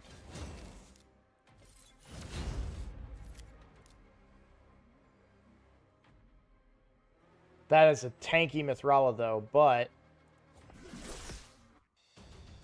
yeah, it doesn't matter. You can have your 2 Sun Wukongs. You can have your +1 Sun Wukong. But if you don't go first, you don't win, son! I played that very well. I'm very proud of myself.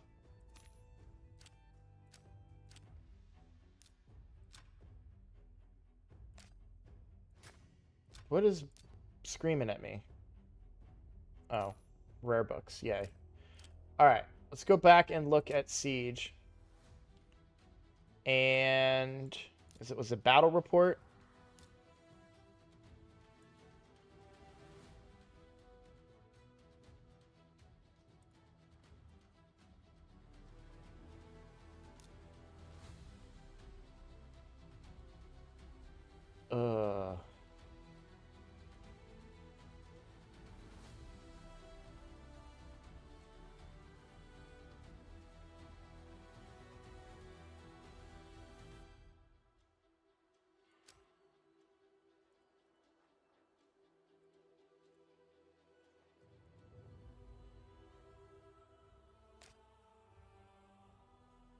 It's not a good look. But this is what I'm talking about. This is like wood, right? This is bronze. This is silver. This is gold. Platinum, diamond. Okay. Interesting. We've not had a diamond rank in Raid Shadow Legends yet.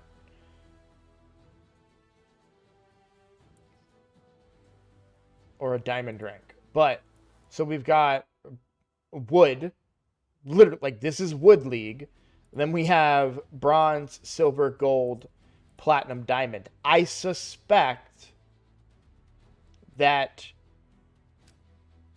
these rewards will go up as you go up in rank. And possibly even Authoritrix.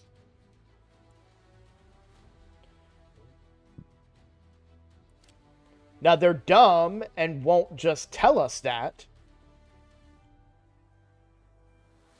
But I guarantee you, if people hit bronze and they're still getting 3 primal quartz, this game mode will not be played by anybody. It's 5-star gear, so it's 5-star epic for the basic, 5-star legendary for bronze, 6-star epic for silver, 6-star legendary for gold, 5-star epic or 5-star mythical for tier 5, which this is wrong, by the way. You need to swap this. You need to push this down here and then put these other 2 here and go 6-star. Yeah, tier 4 is better than tier 5. I agree.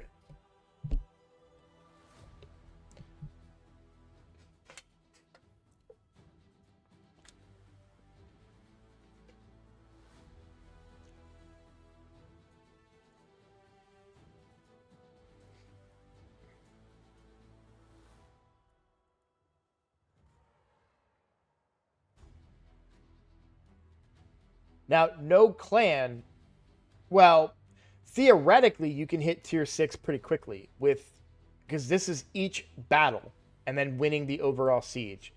So, what, there's 30 battles? Something like that? I don't know. It's so confusing to me, if I'm being honest. But this is a bad look. I was hoping that this... I want to make a video so bad. I was really hoping that this would be something like just on the test server, that they didn't want to show the full thing or something maybe, but that's a really bad look for Raid. Because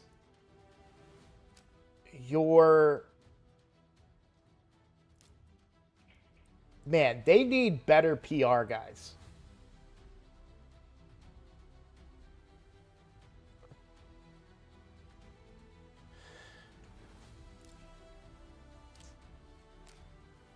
I want to watch some videos before we start sending resources and all mana orbs and all that stuff.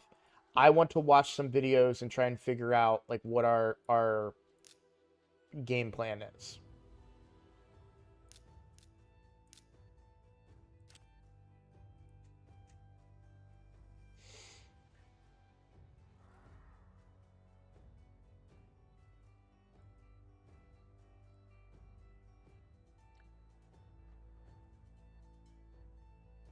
There are supposed to be restrictions, but I can't... I think the restrictions are for attackers.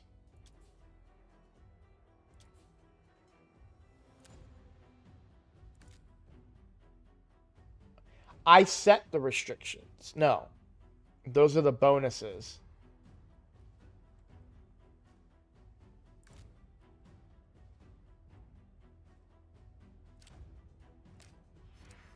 And I can't do any of that for this, right? Whoops.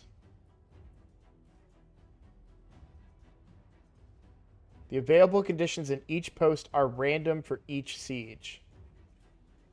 We get to pick a condition. Only support champions, only defense, only champions from Galen Pact. Okay.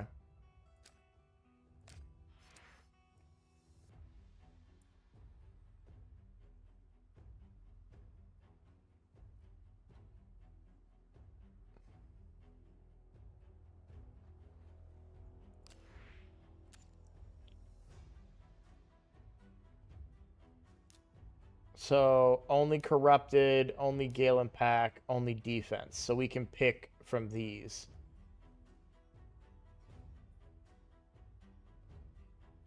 Why don't I get 3 minutes to set a team? I don't understand that. I don't understand why you need to limit me here.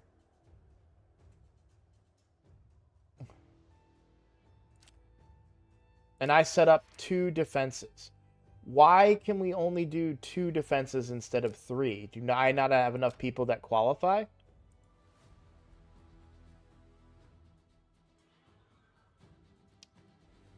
Are some people too new into my clan? To take part in the next battle phase, your clan must set at least 15 defense teams during the current prep phase. No, it's two defense teams. So everybody has 2 defense teams, and there's 60 slots. Okay, that makes sense. I don't know why I thought that it was more than that. All right, what are the stronghold upgrades?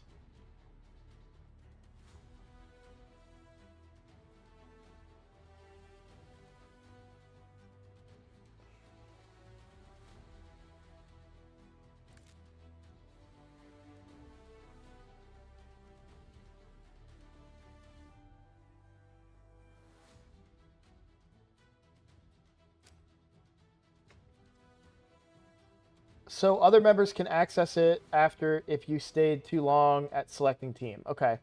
That's the 3-minute limit.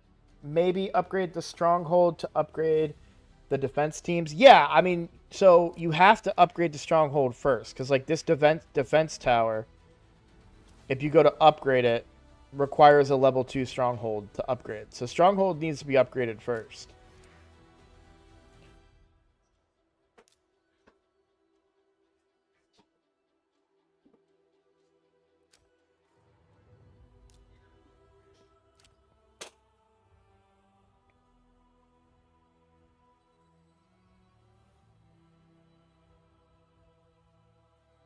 And magic towers.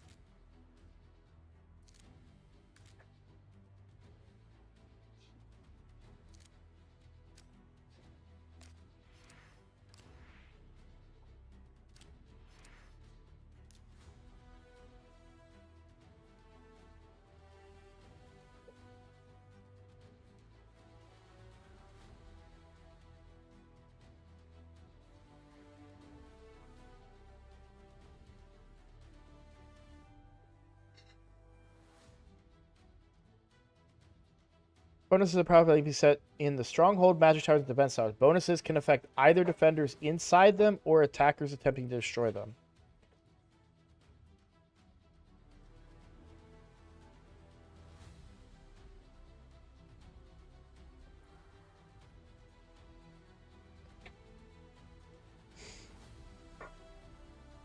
Must spend mana orbs from the clans. Conditions. Sorry, yeah, that's conditions. Which also cost your mana orbs to set a condition for a fight. So why would you donate? Or how? I don't know.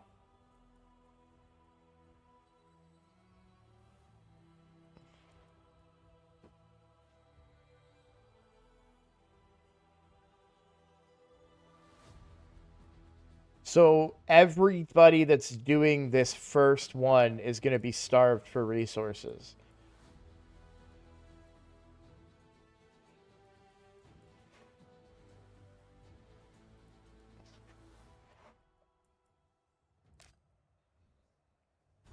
because we don't get more rewards until we finish out all this other stuff.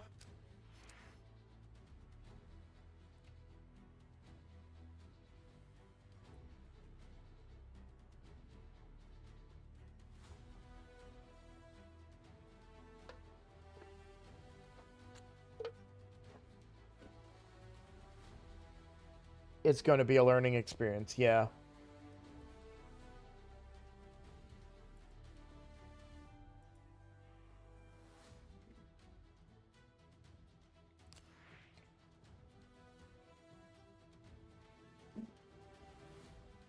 What I don't understand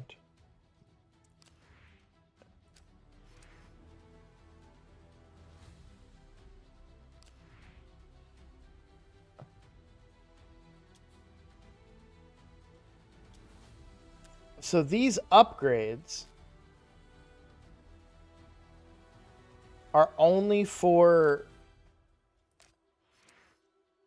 I guess I don't understand the value between a defense tower and a magic. Like, why differentiate between a defense tower and a magic tower? They do the same thing. And the bonuses are only applied in their fights. But magic towers seem to be more expensive. And I don't understand why.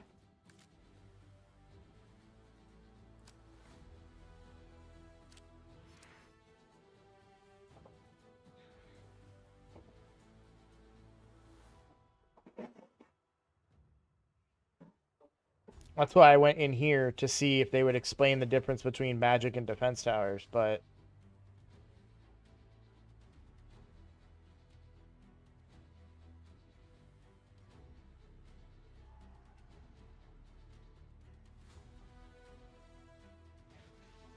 magic towers are buildings of strategic as they can apply bonuses to any neighboring buildings they're connected to via a path. These magic paths are indicated by a unique color. Okay.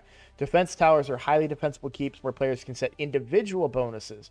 All defense teams within a defense tower are affected by the bonus set within it. Posts aren't technically buildings, but are important tactical locations like bridges, barricades, and crossroads. Posts cannot be upgraded or destroyed, but can be affected by bonuses from magic towers and the stronghold. Wait, let me go back and read that again about strongholds. The stronghold is the main build. One of the primary objectives of a siege is to destroy the enemy stronghold while simultaneously defending yours. The stronghold is also where the clan leader or deputies can install a layer bonus, a powerful effect that applies to every building in the layer.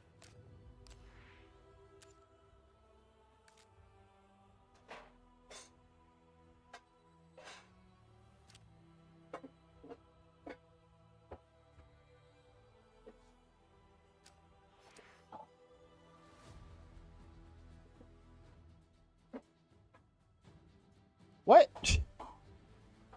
What's a layer?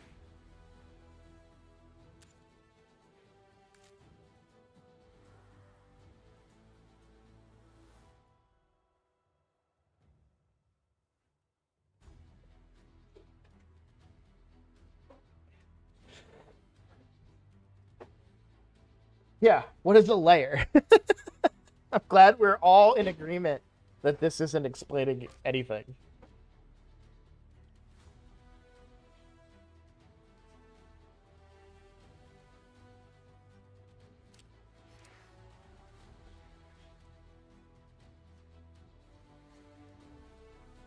By the way, the magic tower lines are not a different color.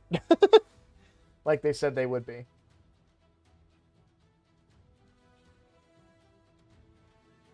7,500 orbs is not a lot to play with. That's enough to activate one bonus.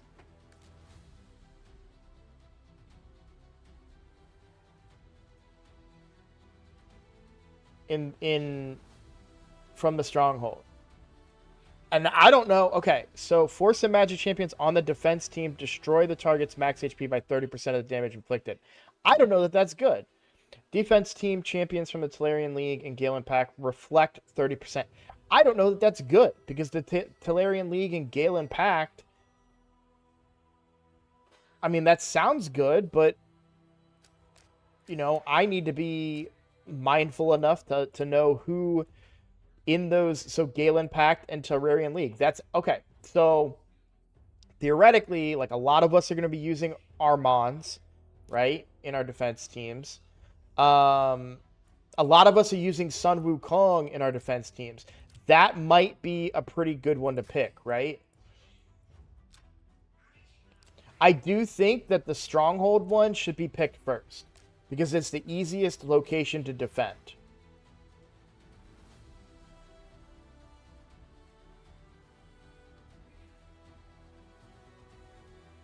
They change colors when you apply bonuses. Max HP destruction so good against Narcissus, but not Terras. Harima, yeah, I think once you pick the bonus, the path lights up.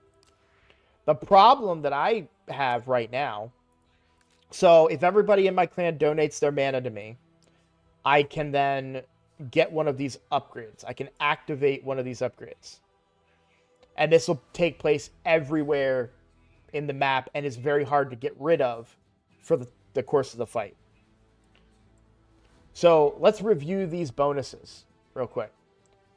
Defense team champions from Tolarian League and Galen Pact reflect 30% of the damage received.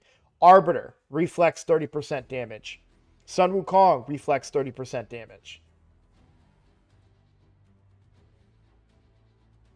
I'm right about that, right?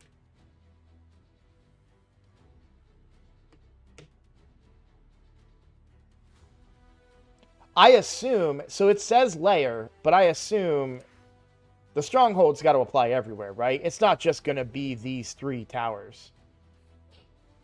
Because, like, okay, so what magic tower has the... So this magic tower hits 2. This magic tower hits 3. This magic tower hits 1. Unless it counts these.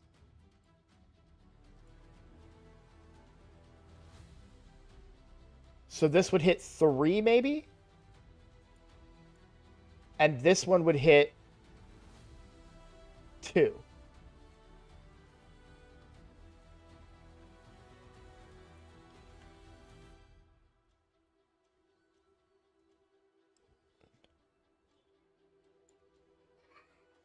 So that would make sense if it does it. So this magic tower would hit 1, 2, 3. Does every magic tower technically hit 3? Magic tower hits 1, 2, 3. This magic tower definitely only hits 2.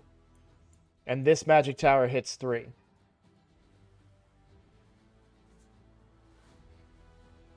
You can refund the points before committing to the battle. Yes, right, but also keep in mind that reflect is damage on HP, so no shields on team. They said there will updates to the Clan Siege map, which will add additional paths. Maybe that will add different layers. That's right. They did say that. That's right. These are going to be different layers. That's what this is about.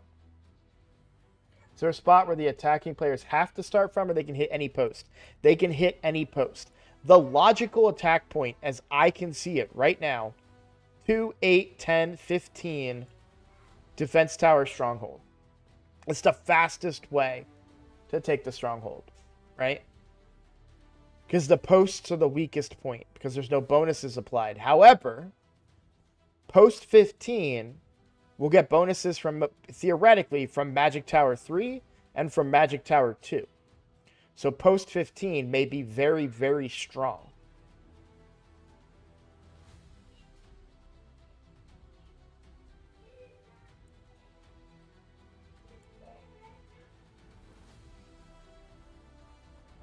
Theoretically.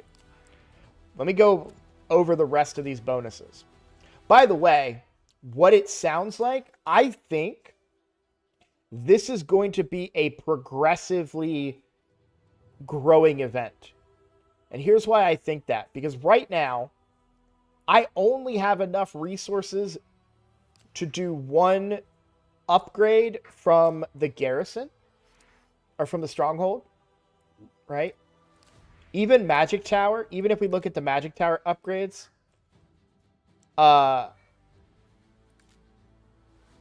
which I can't even upgrade them, How much does a upgrade? Yeah, see, I wouldn't even have enough points to get tier 2. Even if I could upgrade the stronghold with Florins, I can't even activate a bonus category 2. I won't have enough mana Florins. But we're going to get mana at the end of this fight. I think that whatever upgrade I pick is permanent. Not just for this upcoming battle, but for all battles moving forward.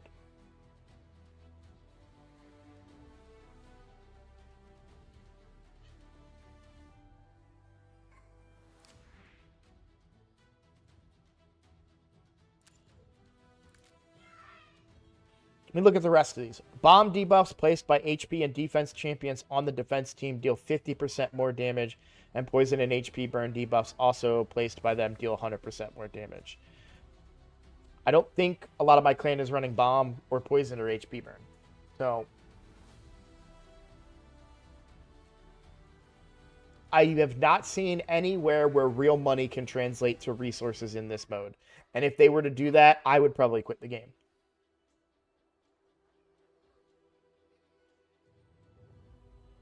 What? No, the gear is really good, Icky.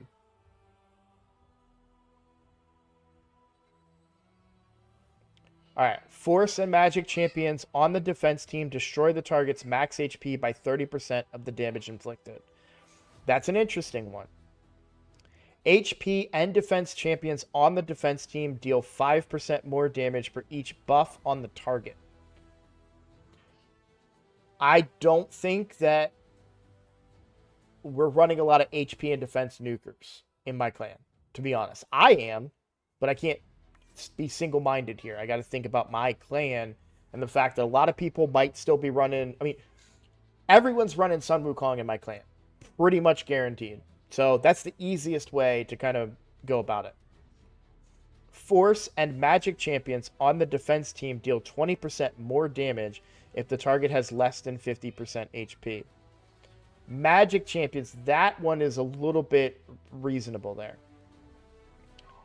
Rare and epic champions on the defense team ignore 20% of the target's resistance. Now that is very interesting.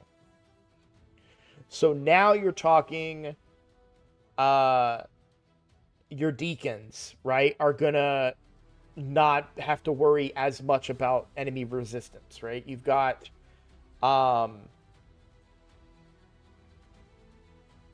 even rares that, you know, if you're running War Maiden as your decreased defense, right?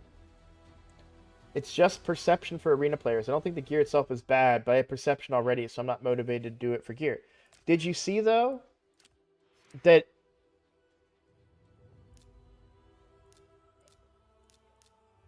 so it's perception that also gives you immunity, which is block debuffs for 2 turns to start the fight, and it completely mitigates polymorph if you complete the set, I think. There it is. So yeah, it's perception, right? 40 accuracy, 5 speed. If you do a 4-piece, you get block debuffs at the start of the round. 6-piece, you get it. Oh, it's only 6-piece, not even 9-piece. 50% chance to prevent polymorph. And then if you do the whole set, you get 5% more damage per each debuff placed by the wearer. So I think it's really good, and going to be really good for your debuffers. Even in other areas of the game, that's going to be good, right?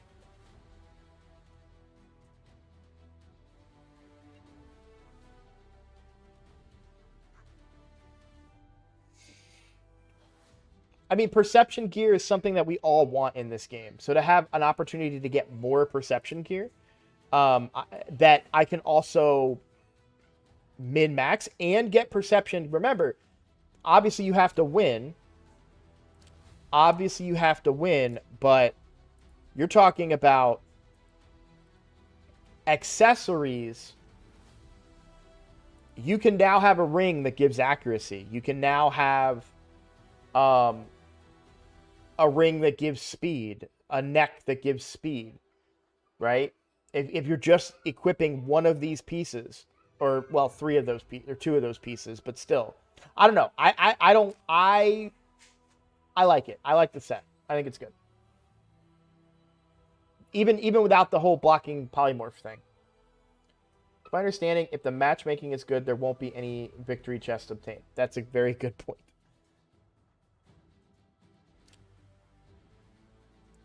So, I think this is going to be a progressive area in itself. And I think that repairing is going to be the real thing.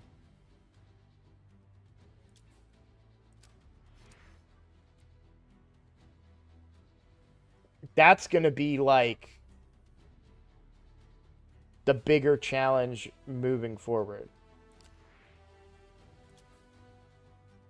So I need 10,000. Everyone has 200.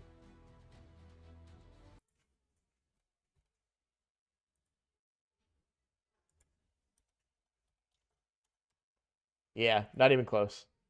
Are there smaller buildings I can upgrade? Like, could I upgrade this magic tower, for instance? I could.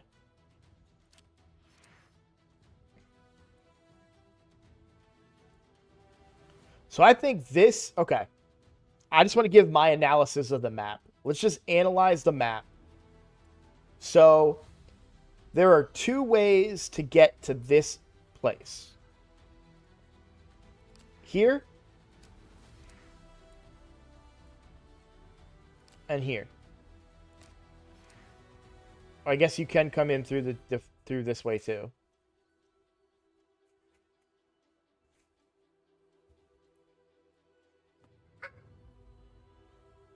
So I think this magic tower is probably one of the most valuable magic towers on the board.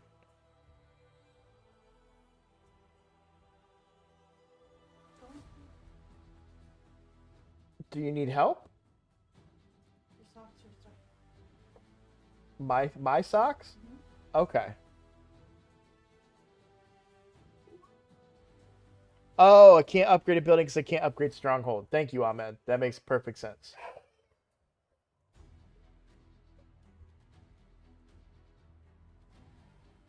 Yeah, I think that we're not going to have any big changes to our first run through. And we're going to earn all of our resources for future upgrades. So the question becomes, do I want to spend, like, what are the upgrades here? Let's look at the upgrades here. This is, because I think this is the most important magic tower.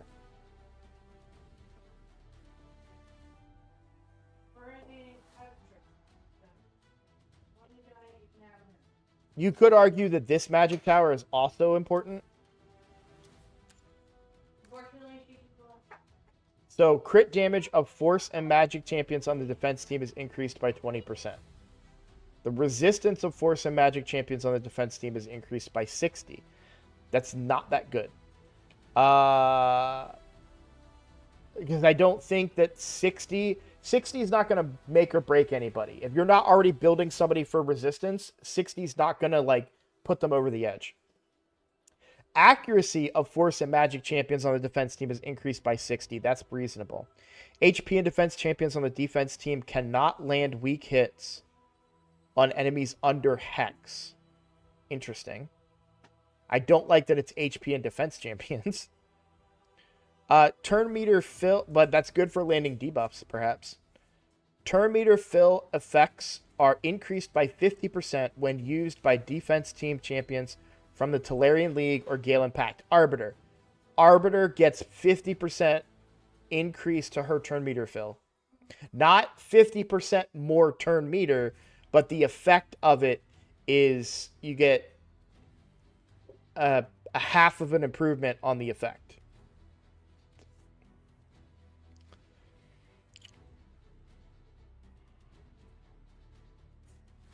I don't think that's that great. Ignore defense effects are increased by 15% when used by force or magic champions on the defense team.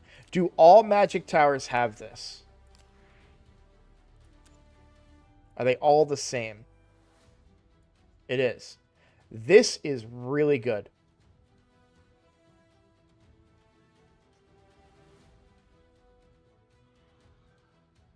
Or is it? Because this isn't clear, and I don't like that this isn't clear. Ignore defense effects are increased by 15% when used by Force or Magic champions on the defense team. Does that include Savage?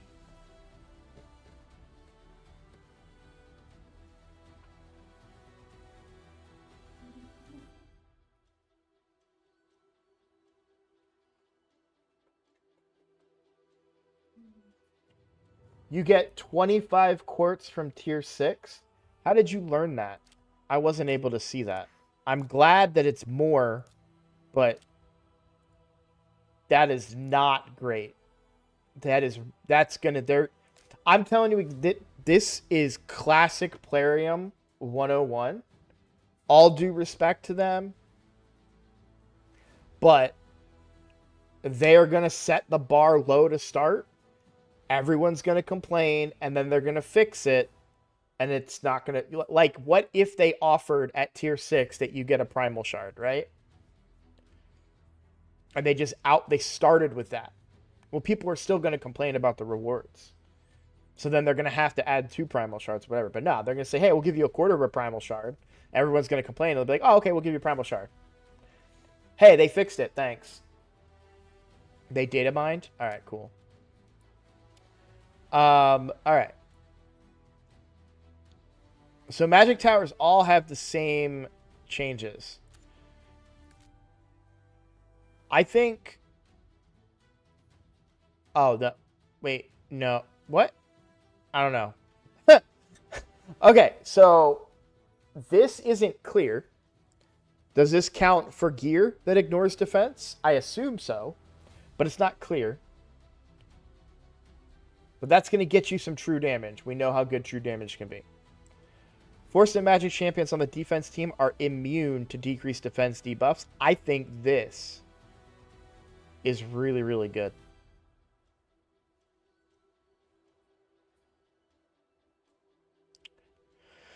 Force and Magic champions on the defense team are immune to decreased attack.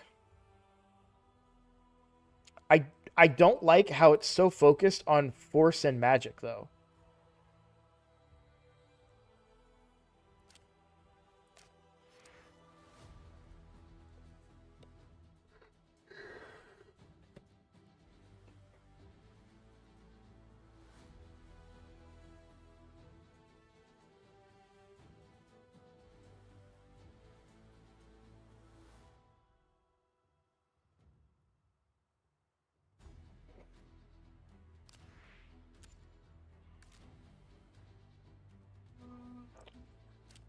Oh, no, Magic Towers are different. So Magic Tower 3 is Force and Magic, but Magic Tower 2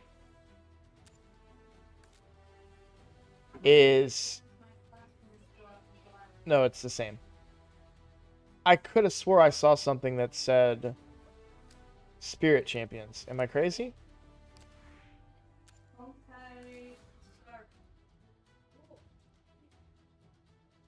I think it was just my eyes playing tricks on me. So I don't like that it's Force and Magic because we're going to be using so many Spirit Champions. I could play if I wanted to, but I can just put my character away.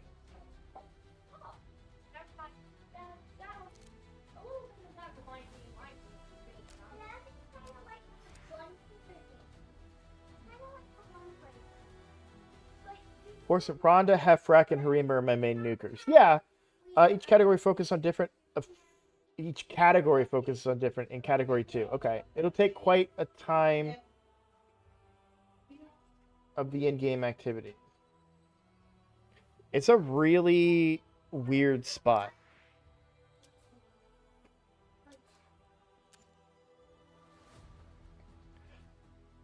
I'm going to have to research and find out, but it personally feels like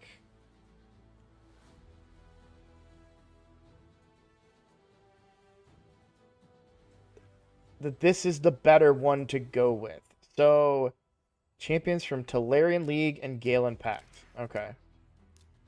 So, Tolarian League and Galen Pact.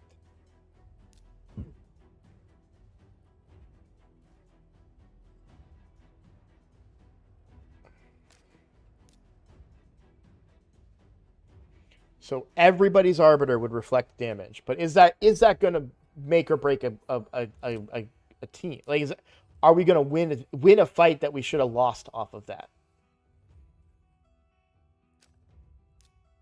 I don't know. I don't think so. Right?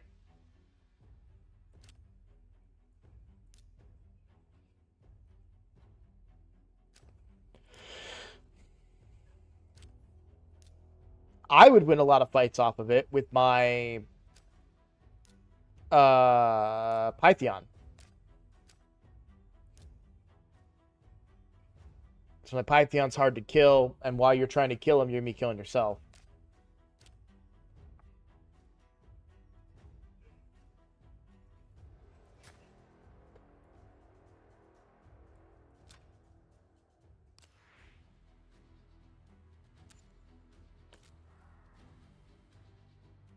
This one is trash.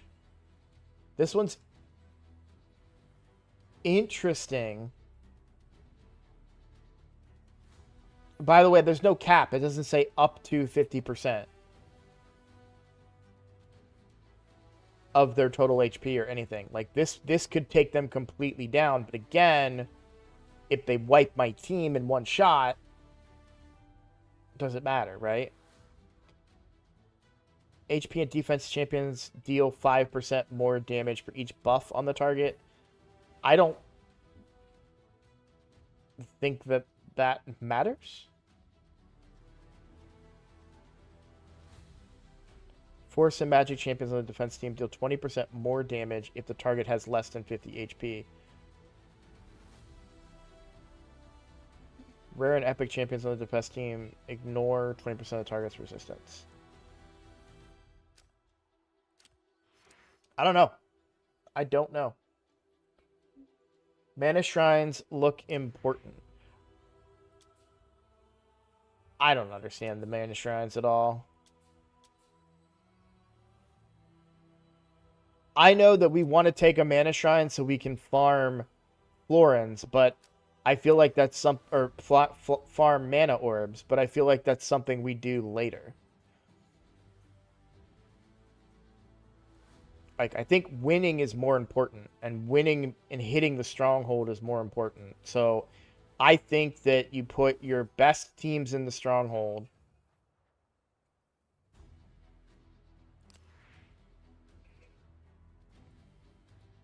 Or do you put, like, you know, 6 really good teams and then hide your other crappy guys behind that? You know what I'm saying?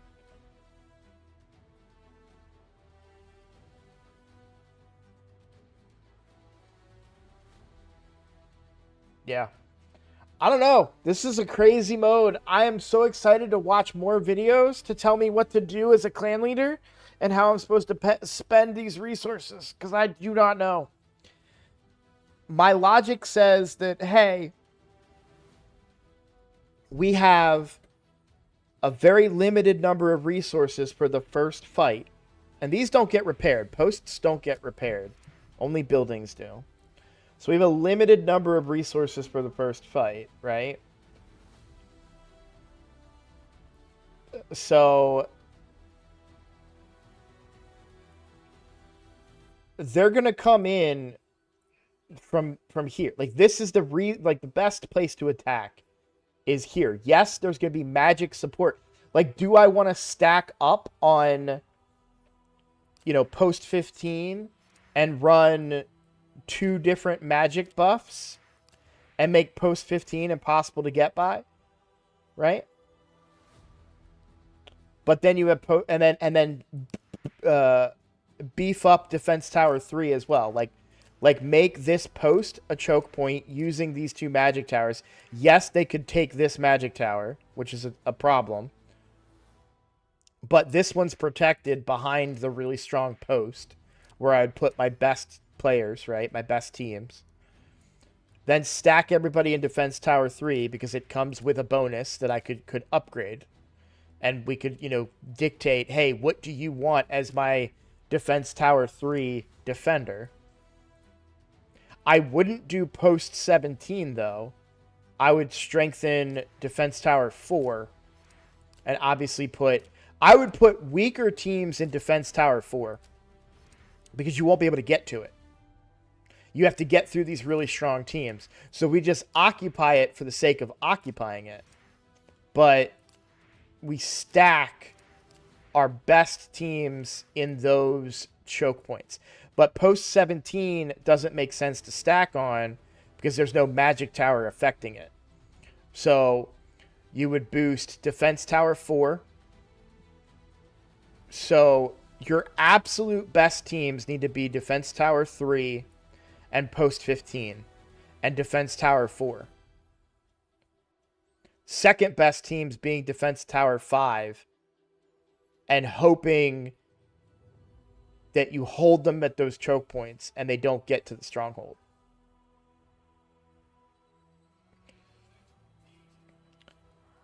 And you'll be able to support these areas by upgrading the magic towers. But if we look at the upgrades for the magic towers, you know, is this upgrade better than the one that you get from the stronghold?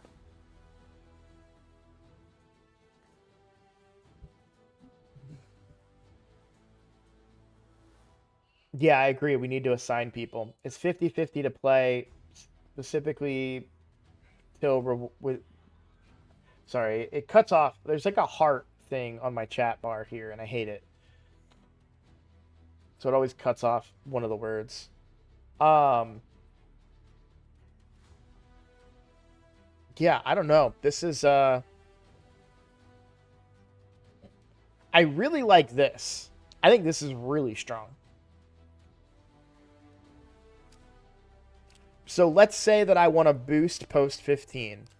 And I already said this one's strong, right? So we say we're going to give no decreased defense on Force and Magic champions in post 15, right? And then on this one, we can say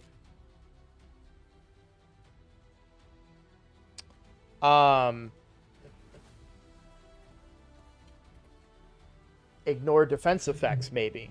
That would make sense. Or turn meter fill. This actually might be really good, depending on what kind of teams we're running there. I need to know what teams are running before I start spending mana orbs. That's the other big thing. That's the other important factor of this. Crit damage, 20% more crit damage is really going to help, but you have to assume that they are going to figure out a way to go first.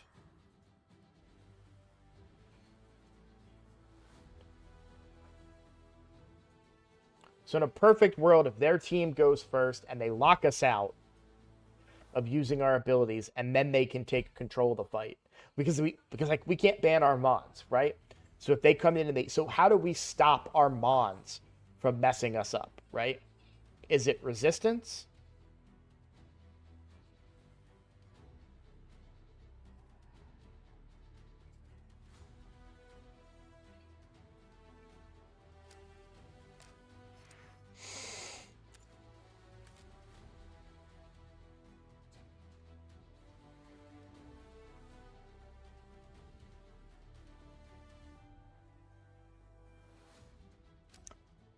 What? Okay, post 15.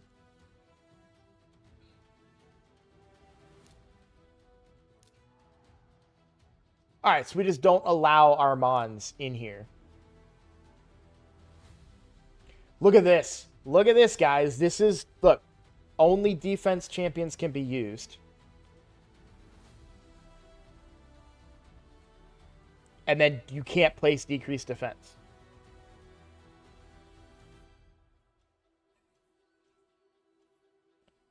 So if we set this condition to, and then no Armands, because he's not a defense champion.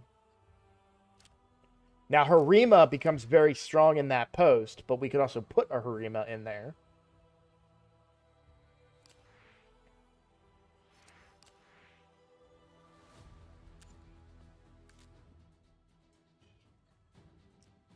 So Force and Magic champions, immune to decreased defense. That means you cannot decrease the defense or you cannot place a decreased defense debuff on Ultimate Death Knight. And if I can also keep this one up,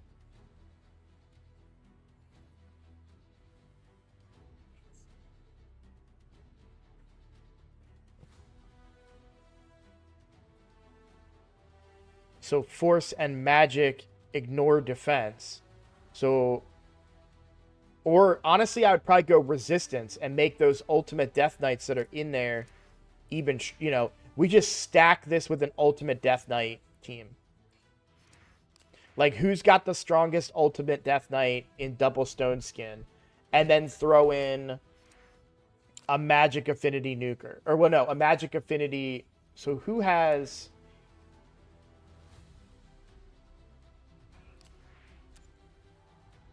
Maybe I put my team in here. On my main account.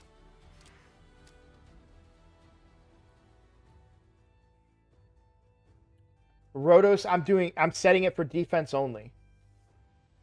I'm gonna hop over. I'm gonna have to log off real soon, but I really want to do this. So I just want to like theory craft this a bit. Let me hop on over to the main account. So I'm setting it to defense champions only in that room.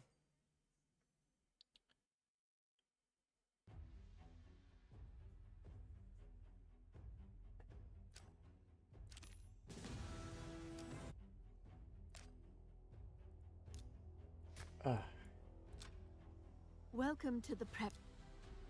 Each building in to set bonus. Most buildings during the prep. Each seat. Okay.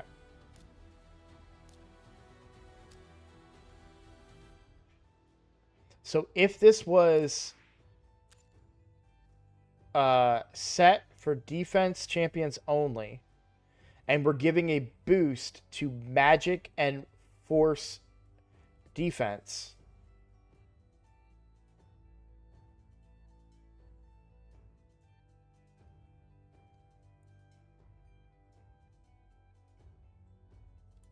Yeah, I mean, you're talking Harima, Ultimate Death Knight. I could do Stultus as well.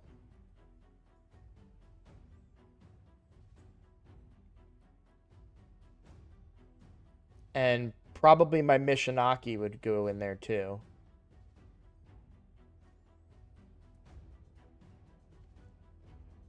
Oh no, Tormund. Just use Tormund.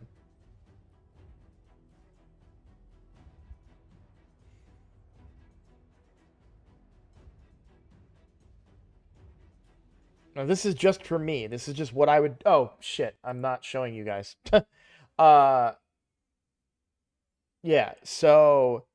Ultimate Death Knight. So I would do Ultimate Death Knight as the lead. We've got Stultus, Tormund, Harima.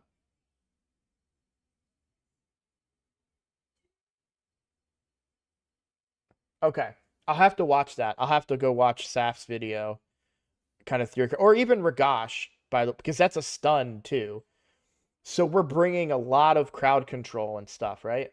So if I was that team in post 15, right? If that's the team I did, defense only at post 15, and then I gave them the following buff of immune to decreased defense, and we'd put that one behind it, right? This one they could take away, but we could also do the resistance of force and magic champions is increased, right? So force and magic champions would be very good in here, and we have a force defense champion, a force defense champion, force defense champion, force defense champion, force defense champion, magic defense champion. Or Tormund, I think, would be better just as a form of crowd control to try and mess with their strategy.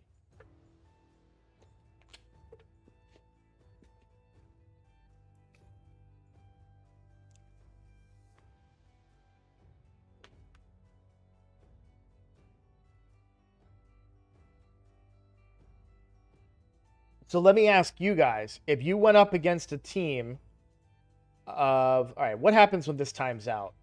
Do you just kick me out?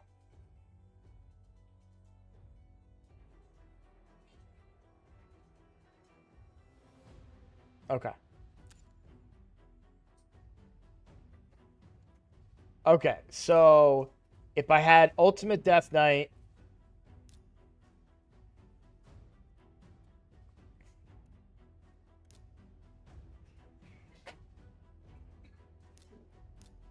if I had this team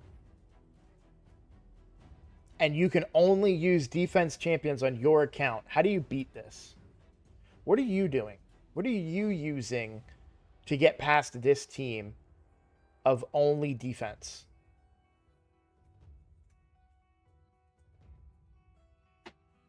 And you cannot use decreased defense on any of these champions other than Tormund. You know what I mean? That feels very strong.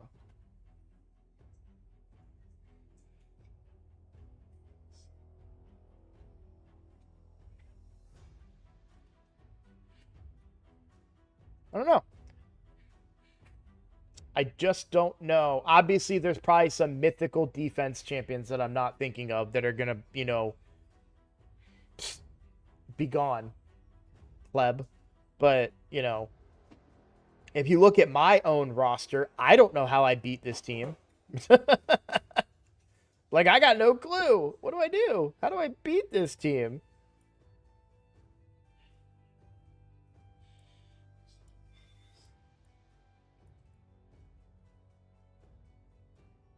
Harima is what you would need to beat that team.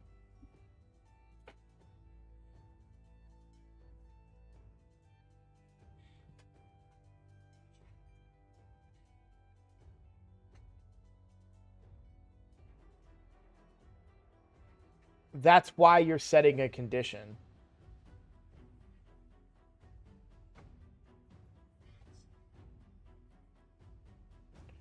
Is Blizzard defense? I don't know.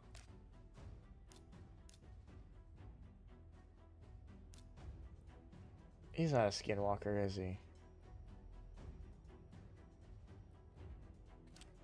What is Blizzard? Yeah, he's defense. Yeah. But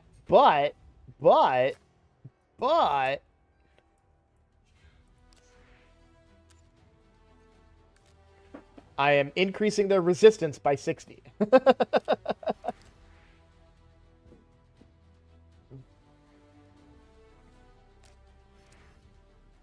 I have no clue if they're attack team buff.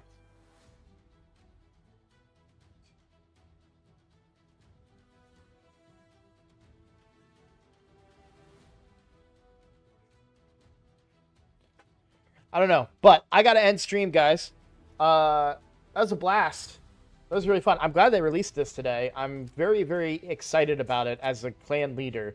I am curious to see what we're gonna do with it, and I'm also gonna hope that we can get a sacred shard here going into tomorrow. Last minute reminder: tomorrow, pulling shards. Stream starts at 9:30 Eastern time. I suspect I'll probably be pulling within 15 to 20 minutes after that. I try to wait until I get a reasonable amount of you in chat. And remember that if I pull a legendary, which is highly likely tomorrow, then I will gift memberships in the chat as well, which will allow you guys to ignore the ads, allow you guys to get account takeovers, stuff like that. So, cool. Well, I will see you all tomorrow. Thanks for watching. Bye, guys.